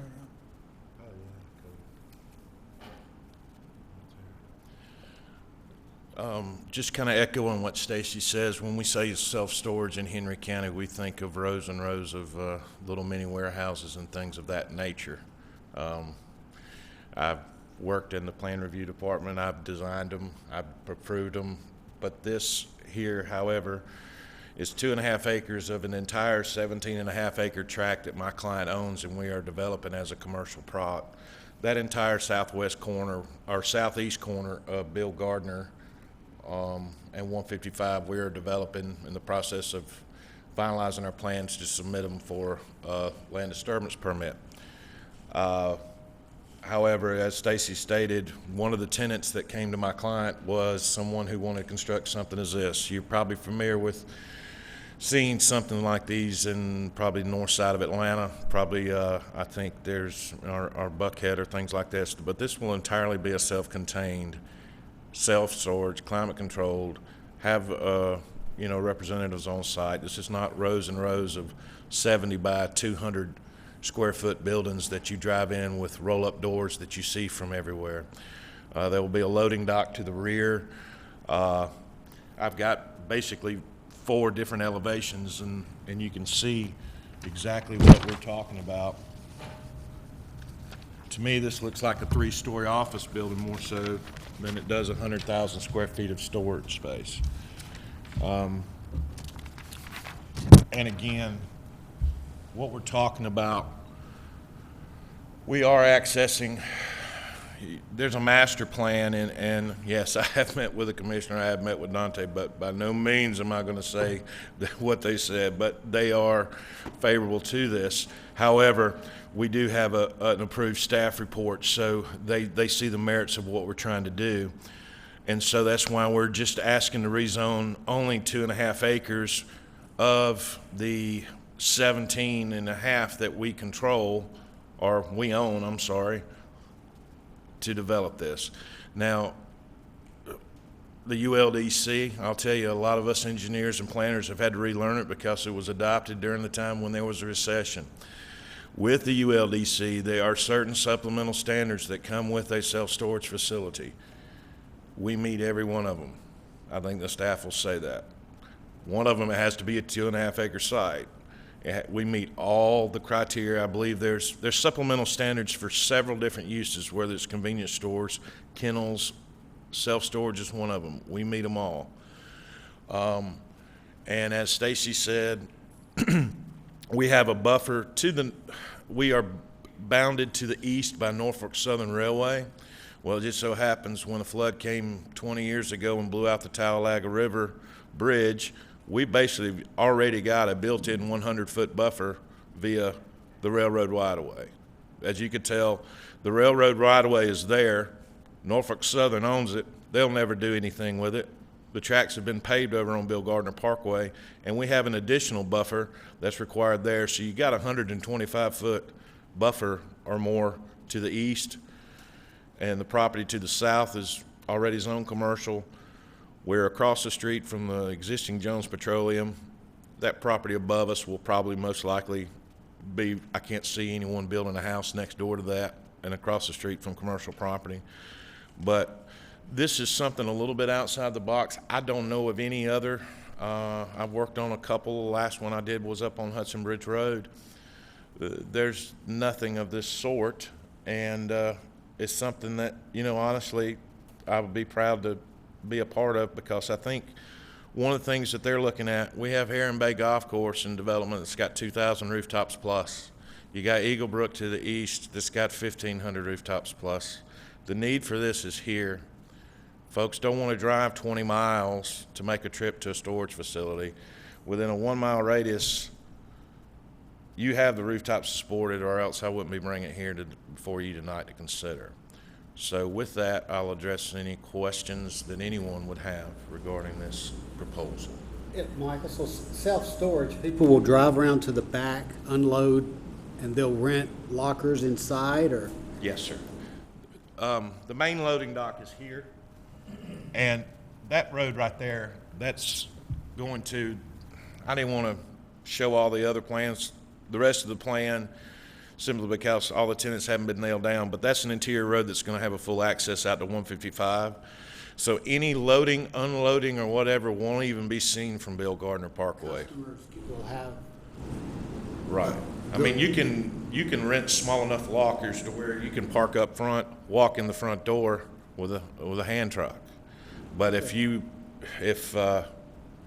that's got enough room in the back for a 53-foot box truck, if you've got, you know, an access through the rear. There'll be various sizes of storage that you will rent. Various sizes and storage, and like I said, I mean, as you can see from the color elevations, you're not going to see a bunch of locks and combo locks and garage doors. 3 stories, elevator, whole nine? There'll be 3 stories, and there'll be a basement daylight. There's enough fall on there. It's basically a 25,000 square foot footprint, but there'll be 3 stories, and then the bottom will be daylighted. We've already we've had our due diligence meeting with the plan review staff, and we've already we met preliminary with the planning staff before this was heard tonight. So it'll be 3 stories from what you see at Bill Gardner, but it'll be 4 stories from the rear, and we meet the height maximum. We don't exceed that. Any additional questions for the applicant? Okay. Now, I have one question now. The plan that you presented, is that actually projected layout of the building? Is it scheduled to Projected look layout that? of the building? Yeah, is it Those, scheduled to actually look that way? yes, sir. This is, Arco is the builder who's gonna build it. This is not smoke and mirrors. We were asked that same, very good question. Very good question. I mean, and plus too, the thing that also, with him mentioning the highway corridor overlay district, that thing's stringent.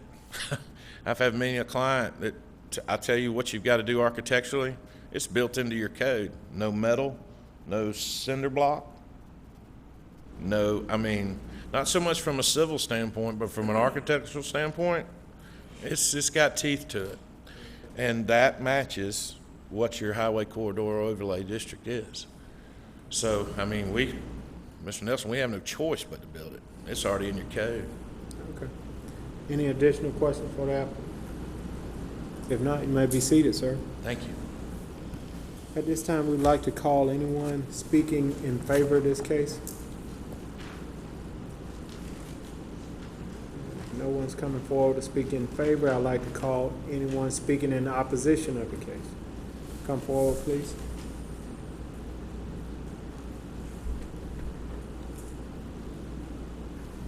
Please state your name and address for the record. My name is Polly Lynch, and I live at 232 Darvish Drive in McDonough. Will you pull that mic down a little bit for her, please?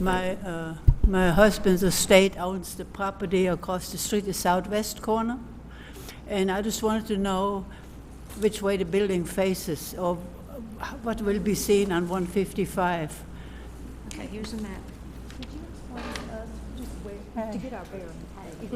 We're not opposing So it. we're not opposing it, we actually think. Sir, let me let them Is your finish, building and face- we'll call him back up to address any questions, okay? I'm sorry, I asked him which way was the building facing. Okay, but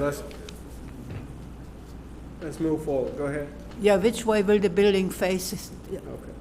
Bill Gardner Parkway or 155? Okay, we'll have him come back up and answer that for you. Do you have anything else you would like to ask?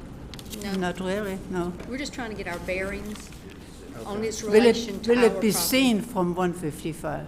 Okay. Thank you. Okay, thank you. All right. Do we have anyone else that would like to speak in opposition of the case?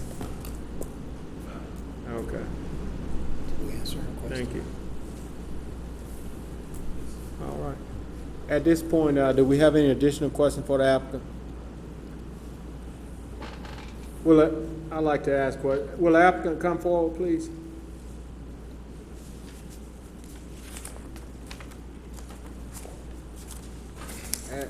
As you can see, she has questions concerning the direction that it's going to face. Would you like to address that? I just did. I Okay. just told them it'd be in the extreme northeast corner of the site, facing north to Bill Gardner. Okay. Furthest point away from 155. Okay. All right. Does that answer your question, ma'am? All right, thank you. All right, any additional questions for the applicant? Okay, if there's no questions, you may be seated. Any questions for staff? No questions? If so, call the case, please. RZ 18-06, Locust Grove Retail Partners LLC of Marietta, Georgia, request a rezoning from C2 General Commercial to C3 Highway Commercial for property located on the southeast quadrant of intersection 155 and Bill Gardner Parkway in land lots 210 and 211 of the 2nd District. The property consists of 2.5 plus or minus acres, and the request is for a storage facility in District 2. The case was presented by Chief Planner Stacy Jordan Rudisil. Okay, we've heard the case. Do we have a motion? I'd like to make a motion. Approval, I'm sorry, my first one. I'd like to make a motion to approve rezoning C2 to C3 Highway Commercial for land lots 210 and 211 in the southeast quadrant of intersection of Highway 155 and Bill Gardner Parkway. Do we have a second? Second. Okay, we have a motion and a second. Any discussion? If I could just get some clarification, was the motion to include the staff recommended conditions? Or Yes. Okay. Sorry. All right. We have a motion and a second. And, all in favor of the case, of the motion? Aye. Motion carries. Thank you. All right. Call the next case, please. ULDC-AM-18-03, Sean Saunders of Locust Grove, Georgia, requests an amendment to the Unified Land Development Code, Section 7.0101B.12, with appropriate definitions in accordance with Sections 12.02.11 and 12.03.00 of Henry County Unified Land Development Code to add child room board and watchful oversight as a home occupation countywide, presented by Stacy Jordan Rudisil, Chief Planner. Good evening again, Mr. Chair. This request before you is a request that's allowed by our ULDC for an applicant to ask to change our ULDC. And so what they would like is for the provisions for home occupations to be changed, to add a land use type, which is in your exhibit books. It's also illustrated on the overhead. There are currently 11 types of home occupations that are listed. This would be number 12. And this would add the use for child room board and watchful oversight for 6 or fewer children. So it's my understanding from the research that I've done that this use, this child room board and watchful oversight, is a type of program that is administered by the Department of Juvenile Justice and the Department of Human Services regarding the placement of children. And our Unified Land Development Code addresses homes of this type. Currently, if the property is zoned RA, residential agricultural, an applicant could request a conditional use. And we've heard 2 conditional uses tonight. It's a type of tool that allows the Zoning Advisory Board to hear requests on a case-by-case basis. It allows for the public to come and to listen and to be informed, to ask questions, to speak, and for this board to address their concerns with appropriate zoning conditions. Because allowing this type of use as a home occupation wouldn't have any provision for a hearing or for the ability to add any conditions, we felt like this was not an amendment to the ULDC that we could support. This type of use is considered by the county to be a group home. In other words, it's an institutional living arrangement. And it doesn't seem to, in our estimation, to be something that should be approved without a public hearing and without approval by the Zoning Advisory Board. For all of these reasons, we do recommend denial of the applicant's request. Okay. Does the board have any questions for the applicant? Yes, I have one. Okay. I just want to ask for clarification now.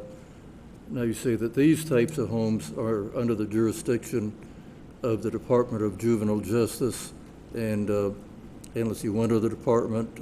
Yes, the Department of Human Services. Okay, well, let's not confuse that with group homes that are under the jurisdiction of the Georgia Department of Developmental Disabilities and Behavioral Health. That is entirely different, and those are licensed, through that State Department, and so that is totally different. This is for I guess temporary foster care or some other treatment other than a developmental disability. Yes, sir. So that needs to be corrected. Yes, sir. So this child room board and watchful oversight, it includes the child caring institution programs, which would involve base watchful oversight, enhanced watchful oversight, maximum watchful oversight, independent living, which are programs, but also second chance homes as well as maternity homes. Okay, well, how many of these types of homes do we already have in Henry County? Do we know? I don't know that we have any. But it may be a better question for the applicant.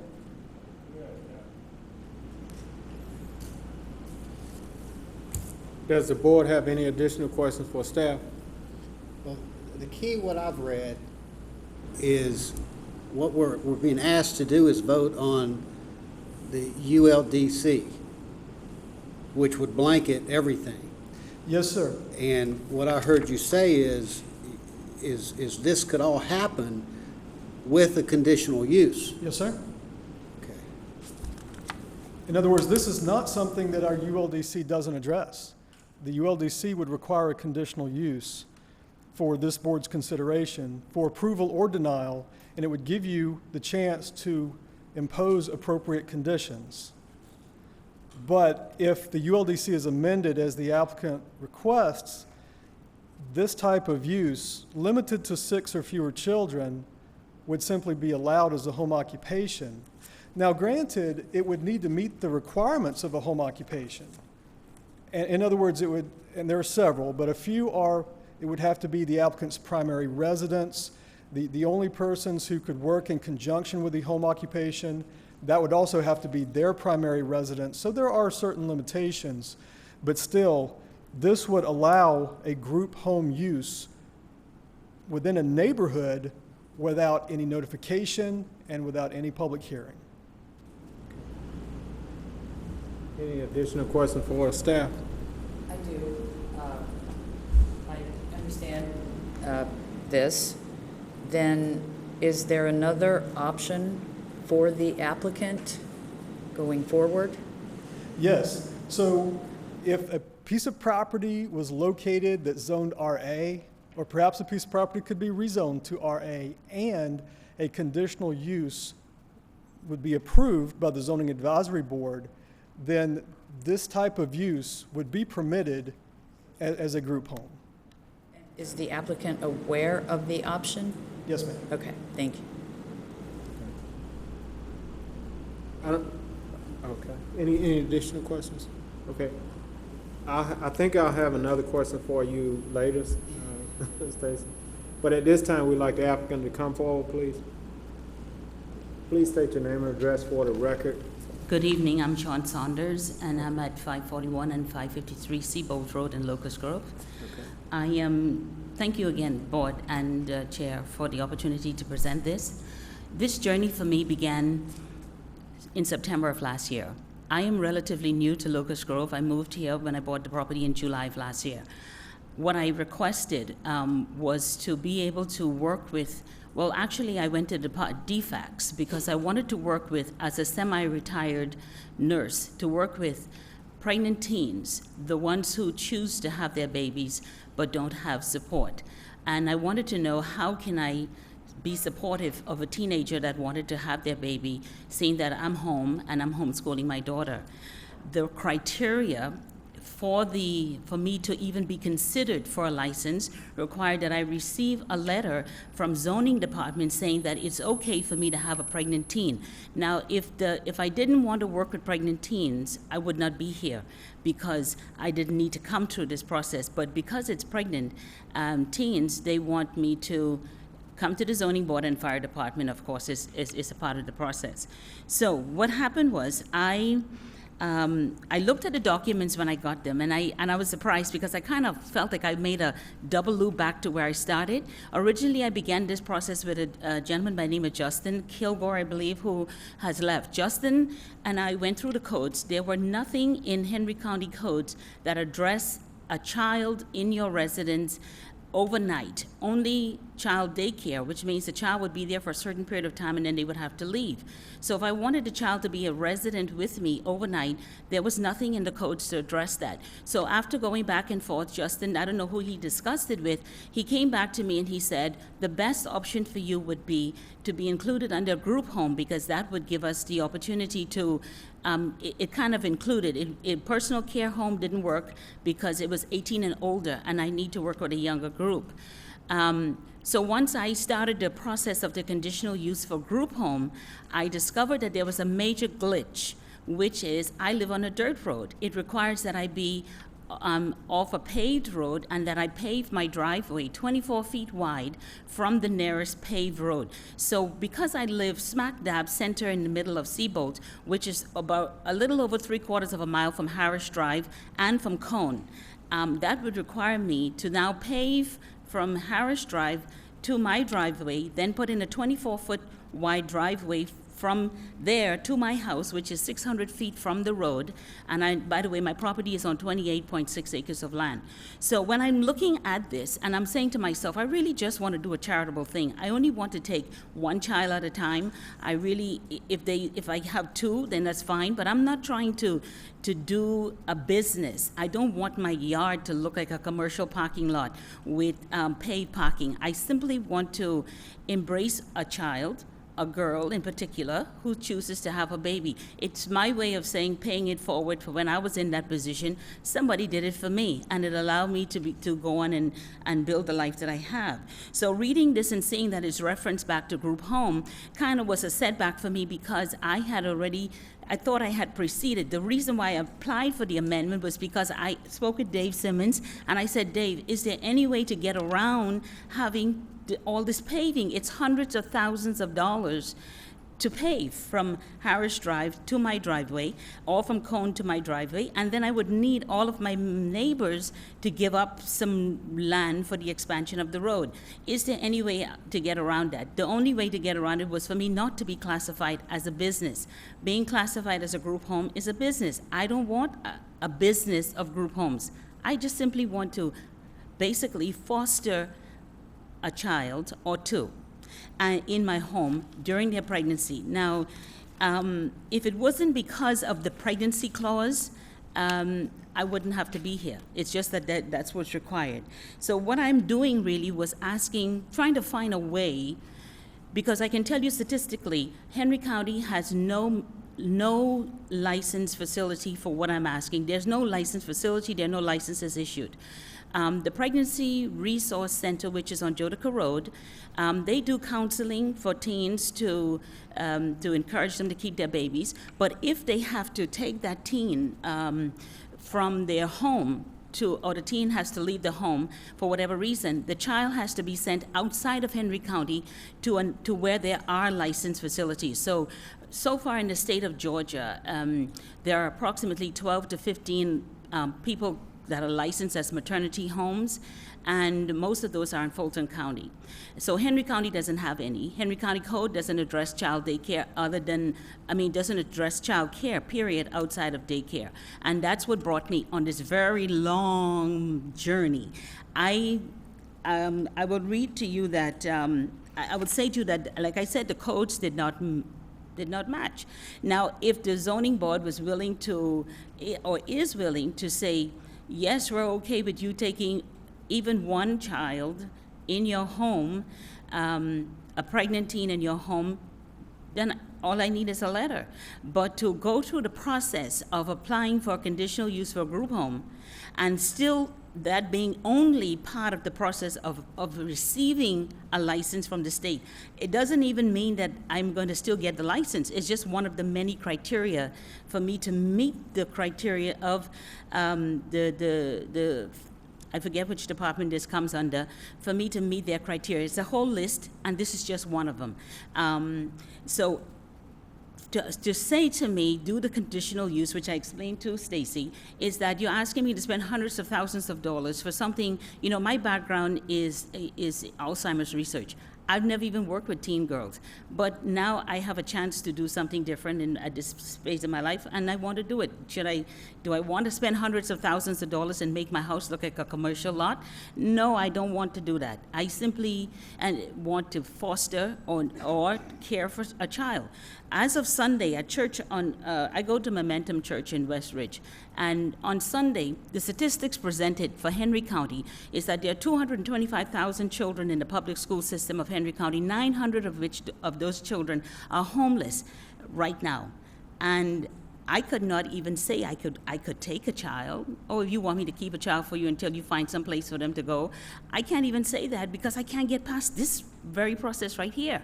The Pregnancy Resource Center, right now they have an 18-year-old girl who is pregnant, have nowhere to go, and is living in a car. And had I had the permission, I could take her. I have a house that has 6 bedrooms. And I live on 28.6 acres. I don't have a problem with investing in a child. I simply have to get past the zoning board saying it's okay for you to take a pregnant teen. Like I said again, I don't want my home classified as a group home. I don't want a commercial building. I don't want a commercial parking lot. I don't want to have to pave 3/4 of Seabolt Road. I even asked, could Seabolt Road be paved? Because then paving 600 feet of road to my house may not be as astronomical as trying to pave 3/4 of a mile in addition to that. And I can tell you now, when I thought about helping kids, I never thought about turning my house into something commercial. I never even, this is my primary residence, by the way. This is the house that I live in. Now, this property has 4 buildings. It has another house which the caretaker lives in. It has a barn, and it has a 2,400 square foot utility. I'm not asking to change any of that. I'm simply asking to be allowed to bring a child into my home who's pregnant and need help. Now, if I'm not using the right language, then please tell me, what do I need to say for it to be understood that I'm not asking to be a group home? I'm not asking to, so as a matter of fact, one of my neighbors is on the board of the Pregnancy Resource Center, so we talked about this over the weekend. And I even spoke with the director, and she said to me, you know, Henry County doesn't have anything that addresses this need. You know, we're gonna tell somebody don't have an abortion, we need to provide them with an alternative. I'm providing an alternative at my own expense. I need to find out how you guys can help me. If I'm not saying the right thing, if I'm not presenting it the right way, if I'm not asking, and I really wouldn't be here because I said to Dave, is there any way you guys can give me an exception? Well, no, it's the code. So then I said, well, then how do you change the code? We need something that addresses how to take care of the kids. The children should not have to leave Henry County to receive the help that they need when there are people in Henry County who are willing to help, and Henry County does not have anything to address it. And right now, these kids are going outside of Henry County. Even, you know, I have someone else that works in an hour and a half down on 75, and she's also dealing with this. So I'm only here because part of the requirement for me to take a pregnant teenager, be it 1, 2, or however many, requires that I get something from zoning that says it's okay for her to do that. That's it. So. Thank you, and we're going to address some questions now. Yes, go ahead. Okay. So, Mr. Richard. Yes, I have a question. And I guess this may be to staff. I really wonder if the zoning board is probably the wrong vehicle to handle these types of social programs. We have a Henry County Department of Family and Children's Services just right across the street. I think that's their job to place, pregnant teenagers or foster children. I think there's already the process in place. I don't think that we need a zoning or business license amendment, to accomplish what the what DFAX is already supposed to be doing. I just think this is the wrong approach.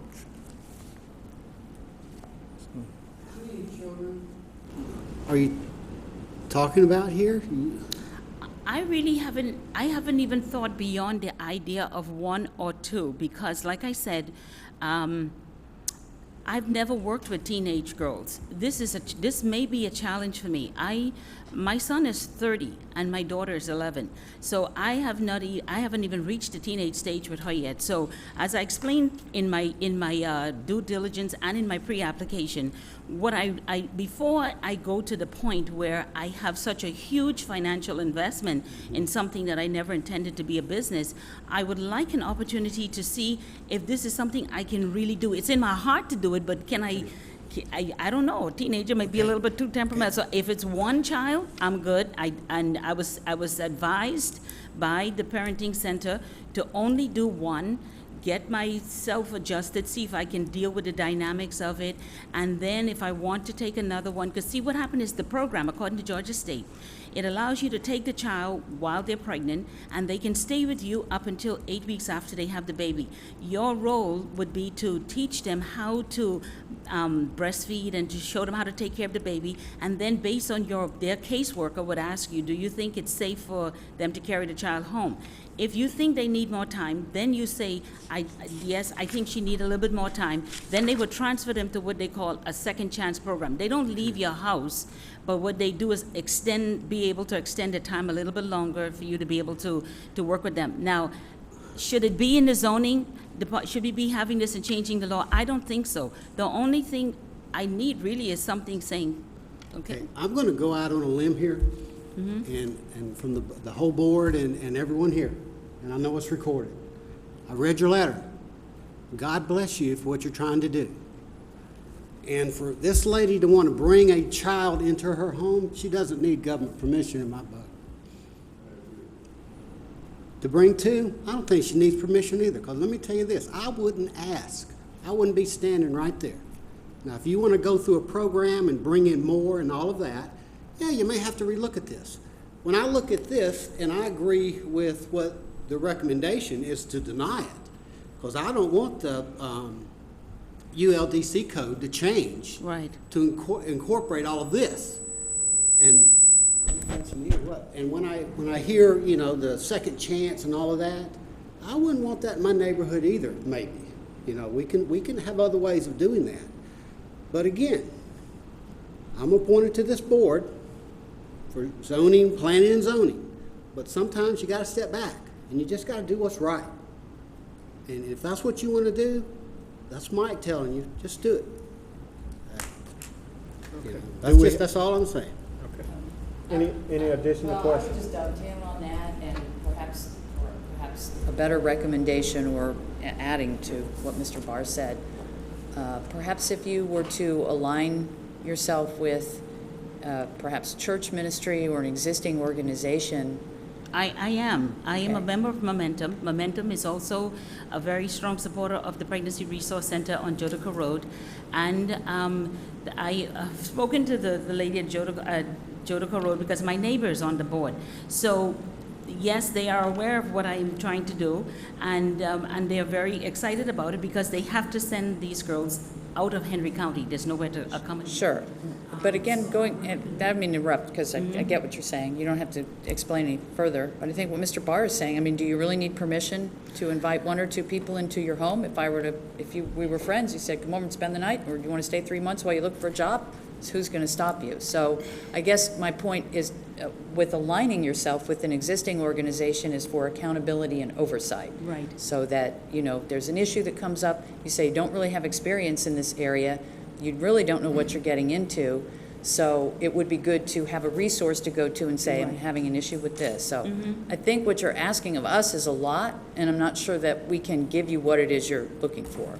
Because if we go against staff recommendation, that's going to open the door for group homes, essentially, as Stacy explained, to be set up without permission. They can come into a neighborhood and no one would know that. And I think that's not appealing to anyone probably sitting in this room. Right. So just...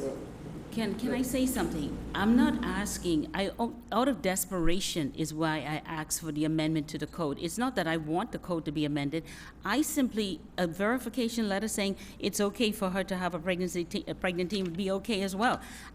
it's just that part of the criteria says bring something from zoning and fire department. So zoning is like is the last thing that I need to meet the criteria. A letter saying that I'm okay, it's that I don't need approval if it was not right. I guess I'm going to say to you, I'm not sure we can give you what you want, and I think there's other ways that you can get what you want done.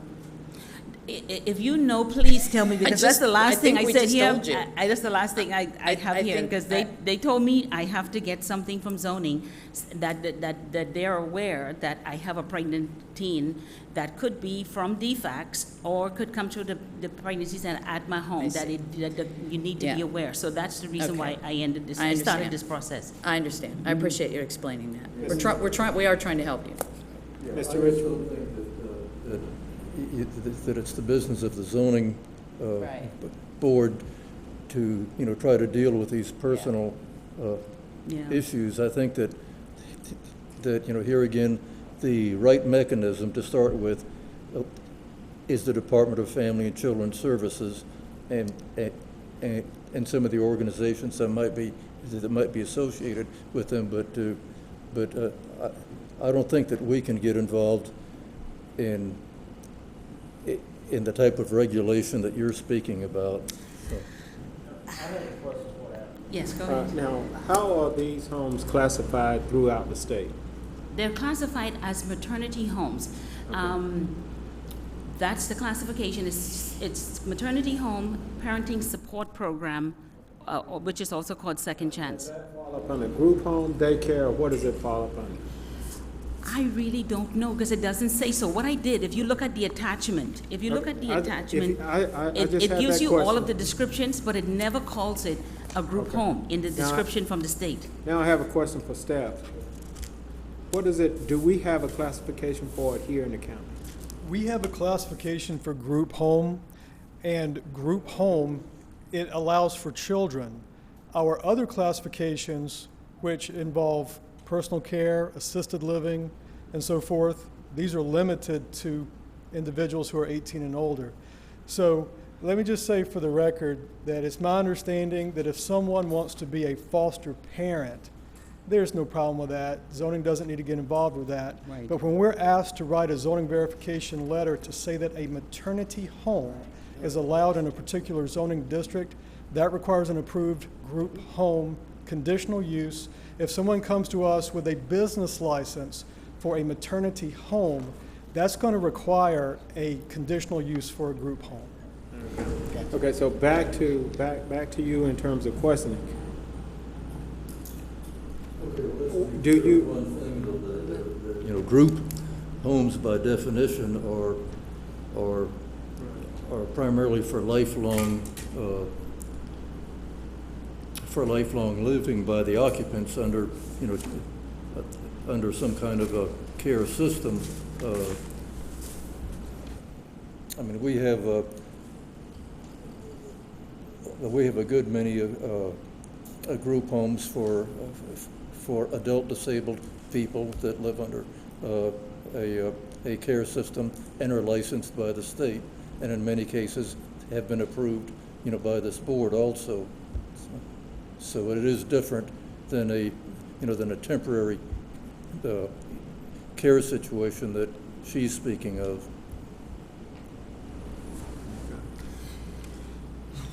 Do the board have any questions for the applicant? What you're doing is very noble. I just don't think we're the appropriate venue. I think we've said that. Just let me finish. Very noble. I wouldn't be here if they listed as their criteria. But again, I don't think we have this is not the appropriate venue to get that done. Right now, we've been advised by staff to deny it. Mm-hmm. And then I think they recommended maybe to do some modifications or whatever, something like that. But that's going to cost a whole bunch of money because it's going to be classified under the group home part of whatever. Yeah, but who's going to pay? Are you guys going to pay the road? Again, we are not the, right now, I don't think that we are and we've said it, we are not the appropriate venue to do this right now. The only thing that we have in front of us right now So this is not our scope. This is outside of the scope, I think, of the zoning advisory board. That's what I'm trying to say. And the only thing that we can do right now is deny it based on staff recommendations. Now, you can get back with staff or go to some other agencies that may be able to help you with this. But again, right now, I sincerely believe that this is outside of our scope and we cannot. Yeah, I think the challenge for her is that she has gone to agencies, they're Yes. asking for that letter, and so she's coming to us trying to get a letter, but we can't tweak this to the degree that she needs. So If I put in here the lady who is my contact. I have been to all of the agencies that are responsible for what I'm supposed to do. They give me a list of criteria that I have to meet in order to be able to do, even if I become a foster parent and I want to be able to take a proceed, because in the foster care, if a teen becomes pregnant, they have to be removed from that environment as long as there are other children and placed in an environment that allows pregnancy. So even under the foster care program, in order for me to take a pregnant teen, and this is directly from the lady, I put her reference in here from the department that oversees what I'm trying to do. I would still have to, I'm gonna end up right back to zoning again, saying that there needs to be something that says that zoning, that the county is aware that there is a pregnant teen, even if it's only one, that pregnant teen is in my house. So what I'm asking the board is, it's part of their criteria, I can't get around it. Right. And I understand. even if We you all give understand me what you're asking, and right, I if think it's a what we're stipulation saying of is- only Yeah. one, I'm willing to work with that. If their criteria says zoning. I understand. So then you what do I come do? to zoning and it's either approved or denied, and then you'll have to live with that decision and then look at other options, I guess. Okay, one quick comment so we can move this on before we vote on it. Hello, neighbor. I live so close to you I could throw a rock at you. Really? If we can close this out, I will guarantee you I will meet with you and I will help you. Fantastic. Okay? I promise. I just, my thing is, this is something it's needed. I'm not doing it because I just want to. It's needed. I'm a person who feel as though if you're going to give somebody the directive and the direction of how to live their life, you should be willing to put your money where your mouth is. And to tell somebody to have a child without being willing to walk them through a process if they don't know what to do, I think it's absolutely wrong. But again, I gave them the list and say, here's the list that they asked me for. What can you do for me? Tell me what to do. However you tell me to go, I will but go. we've got to move on. So I'll call you. I'll call you up tomorrow. okay, but I'll tell you, if you Make it guys happen. did this, if Henry County can work it out, you guys will make history because it'll be the first At time this Henry time, County we'd have like this. to, thank you so much, Vicki. At this time, we'd like to allot 10 minutes for anyone speaking in favor of this case. Okay. If no one's coming forward, we'd like to allot 10 minutes for anyone speaking in opposition of the case. Okay. Do we have any additional questions for staff or the applicant? Okay. I do have a question for staff, and that is, Stacy, at some point, this board, the Planning and Zoning Board, approved daycares or group homes. Is that why we are here today, to approve this based on a name, or what are we doing? Okay, so from my research, it's my understanding that for a person to be a foster parent, it requires nothing of planning and zoning or the zoning code or the zoning advisory board. It's no problem. But for a person to have permission for a maternity home or for a second chance home, that falls under the category of Child Caring Institute, which is a child room board and watchful oversight program that's regulated through the state, through these two departments.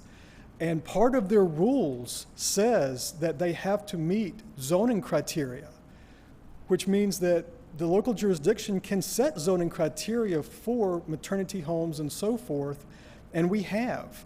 They're considered group homes, and we look at them on a case-by-case basis, and that vehicle is a conditional use.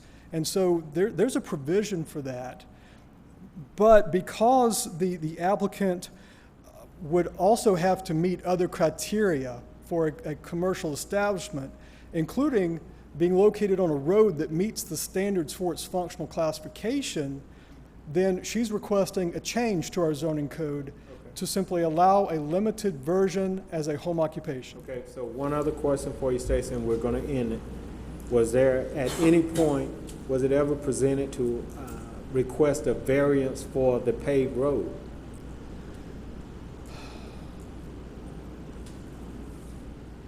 We didn't get that far. It requires an approved conditional use and a variance. Well, And it's that's- not a varianceable item. That's basically all I have. It's not something we could recommend. I think that would have been the avenue to go, request a variance for the paved road and move forward from that point, and then classify it under group home, give it a letter and move forward. I think that would have been the direction, but I truly don't understand the true scope of what this is classified as. So, but again, this is, as Mr. Patterson said, it's a noble cause, but we're gonna move forward at this point. And I think we need to vote, but, group homes is solely to deal with living for developmentally disabled people. And, it's not for pregnancy care and all these other things. I think those things that she's outlined in her letter are under defects or other agencies that are similar to serve these clients. Okay. Excuse me, these clients. So let's not get, things mixed up. Okay. All right, do we have any additional questions for staff? If not, let's call the case, please. Mr. Chair. Did you have questions? No, I'm sorry. good. No, I got it. I just got it. I'm sorry. Please call the case, please. ULDC AM-18-03, Sean Saunders of Locust Grove, Georgia, requests an amendment to the Unified Land Development Code, Section 70101B12, with appropriate definitions in accordance with Sections 120211 and 120300 of Henry County Unified Land Development Code to add child room, board, and watchful oversight as a home occupation countywide, presented by Stacy Jordan Rudisil, Chief Planner. Okay, we've heard the case. Do we have a motion? I motion we deny ULDC-AM-18-03 based on staff recommendations. Second? Second. Motion and second. Any discussion? No discussion? All in favor? Motion carries. I believe that's in many cases, isn't it? No, we got one more. One more.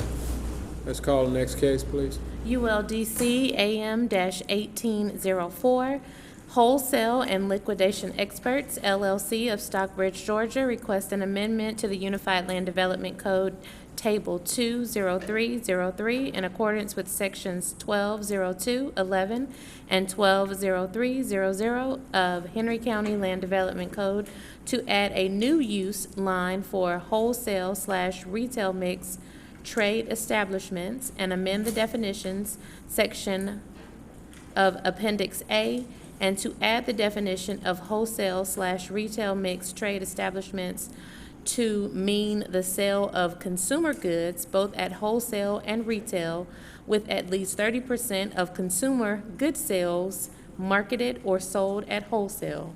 This is countywide, presented by Stacy Jordan Rudisil, Chief Planner. Good evening again, Mr. Chair. Good evening. Board members. The request before you tonight is a request to add a new use to our table, and it would allow that as a permitted use in M1 and require a conditional use under M2. And M1 is light manufacturing, M2 is heavy manufacturing, as well as to create a new definition for this new use, wholesale/retail trade, and this is part of your exhibit books, and it's illustrated on the overhead. Staff has evaluated the applicant's request. We disagree with the merits of the request. We don't think that it's necessary. It's our estimation that it would be very difficult, if not impossible, to enforce. How would we know about the 30%? That would likely change through, would it be measured quarterly, daily? It would just be problematic. And so we do recommend denial of the applicant's request, but we further recommend that the ULDC is amended in the fashion that's indicated in your staff reports, page 2, to add a new definition for retail establishment and to add a new definition for wholesale establishment. And I would note that the wholesale establishment definition that we are proposing provides for a certain amount of retail uses from time to time, so it introduces a bit of flexibility, but it does not allow for retail uses in the M1 and M2 zoning districts as a permitted use or a conditional use. And I'd be pleased to answer any questions. Does the board have any questions for staff? I know it's getting late, but I didn't get much of that. The guy just wants to open up the front of his store to sell a few things, right? Well, On Rock this Quarry is Road. not for any particular location. This request would be applicable countywide because it would be a change to our zoning code. So this would be any M1 location. It would allow a retail wholesale mix to just be permitted in the light industrial zoning district.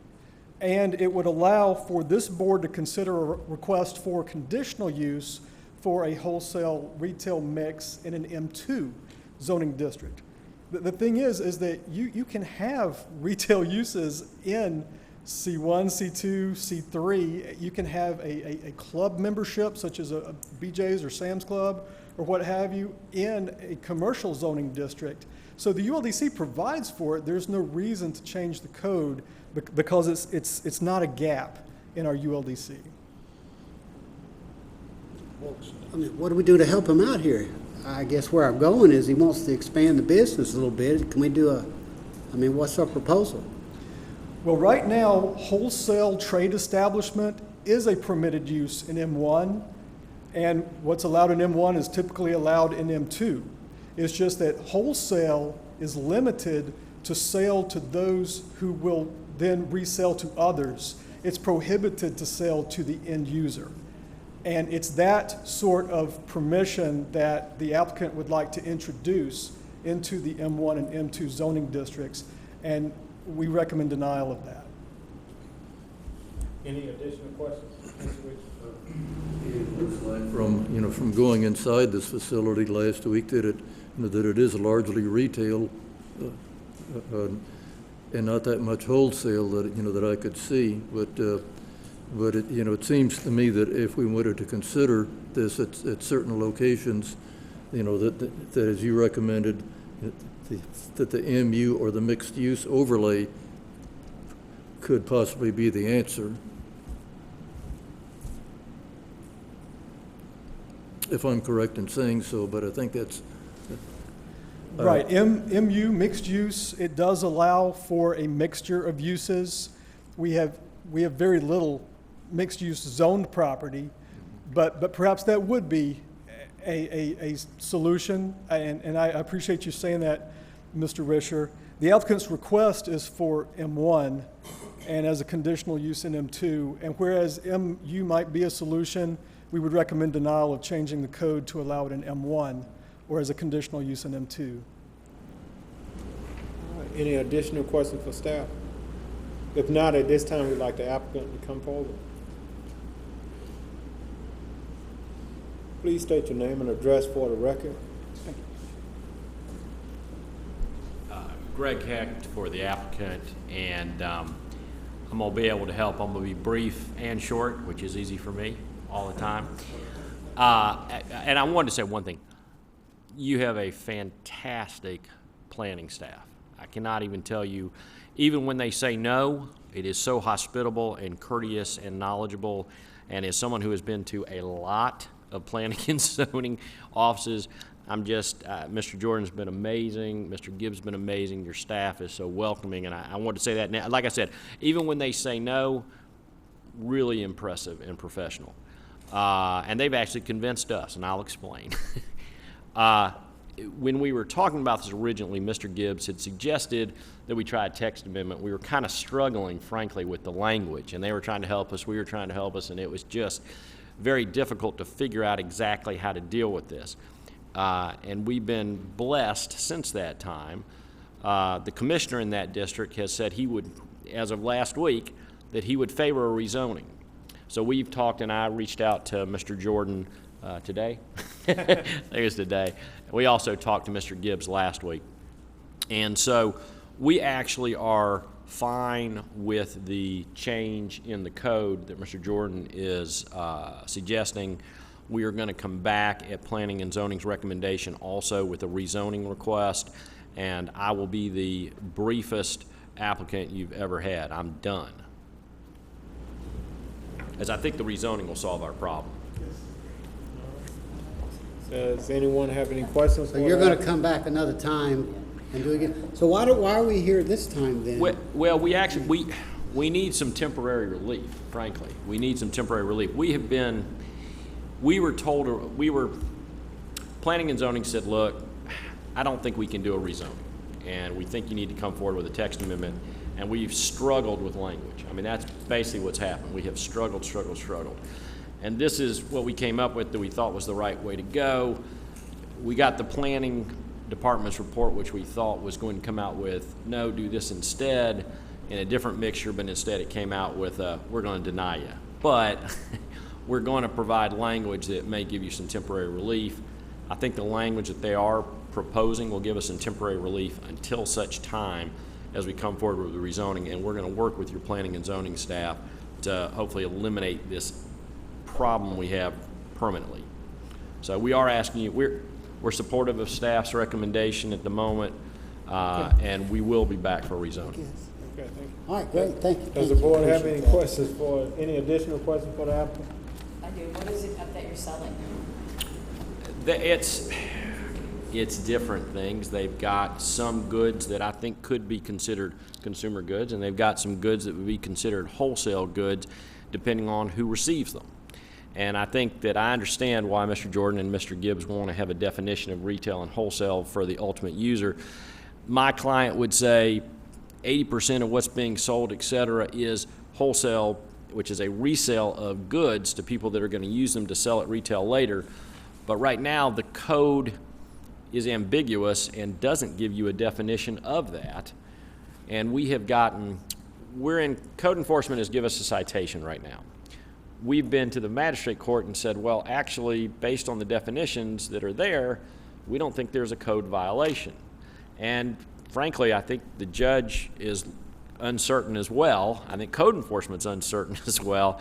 And we said, hey, we've been here 6 years, and we've had county commissioners, we have city councilmen in here. We thought we were in compliance with the code, but we don't want to be in non-compliance, so what do we do? And they said, go to P&Z. And so we said, well, go to P&Z. And so this was the first suggestion, and I think P&Z is also telling us, and I think rightfully so, that we should also attempt to rezone. So this will give us an idea of what retail and wholesale will be on a defined basis for permanently, and then in the future, we can rezone into either mixed use or into C2, most likely, and I think accomplish what needs to be done. Product, like peanuts, popcorn, or soft goods, or shoes from China, or that's all. What is it that you're? Well, like you may have paper towels, and those paper towels may be sold to somebody like a. Right. Well, I know how the process. I'm just asking the products, like the types of products. A variety of. You could have paper towels. You could have clothes. You could have different things. A mix. Okay. Any additional questions for the applicant? Do we have any additional questions for the applicant? Okay. If not, we still would like to allot 10 minutes for those speaking in favor of this case. Anyone speaking in favor? No one in the audience?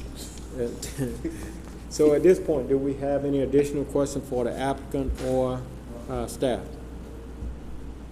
If not, let's call the case.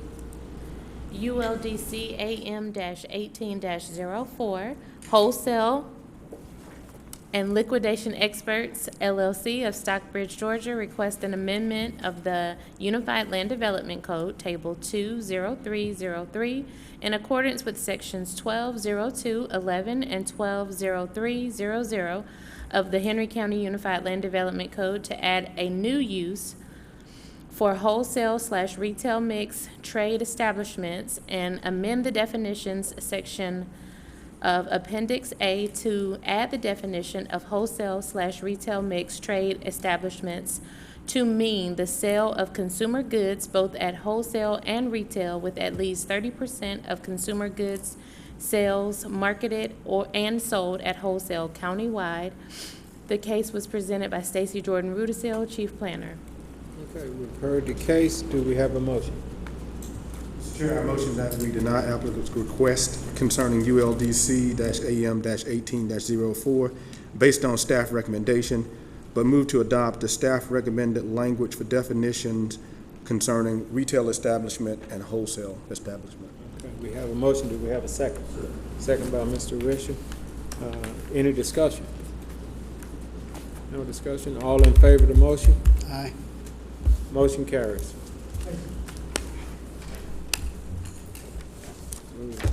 Take a motion to adjourn. Second. So moved. Motion adjourned.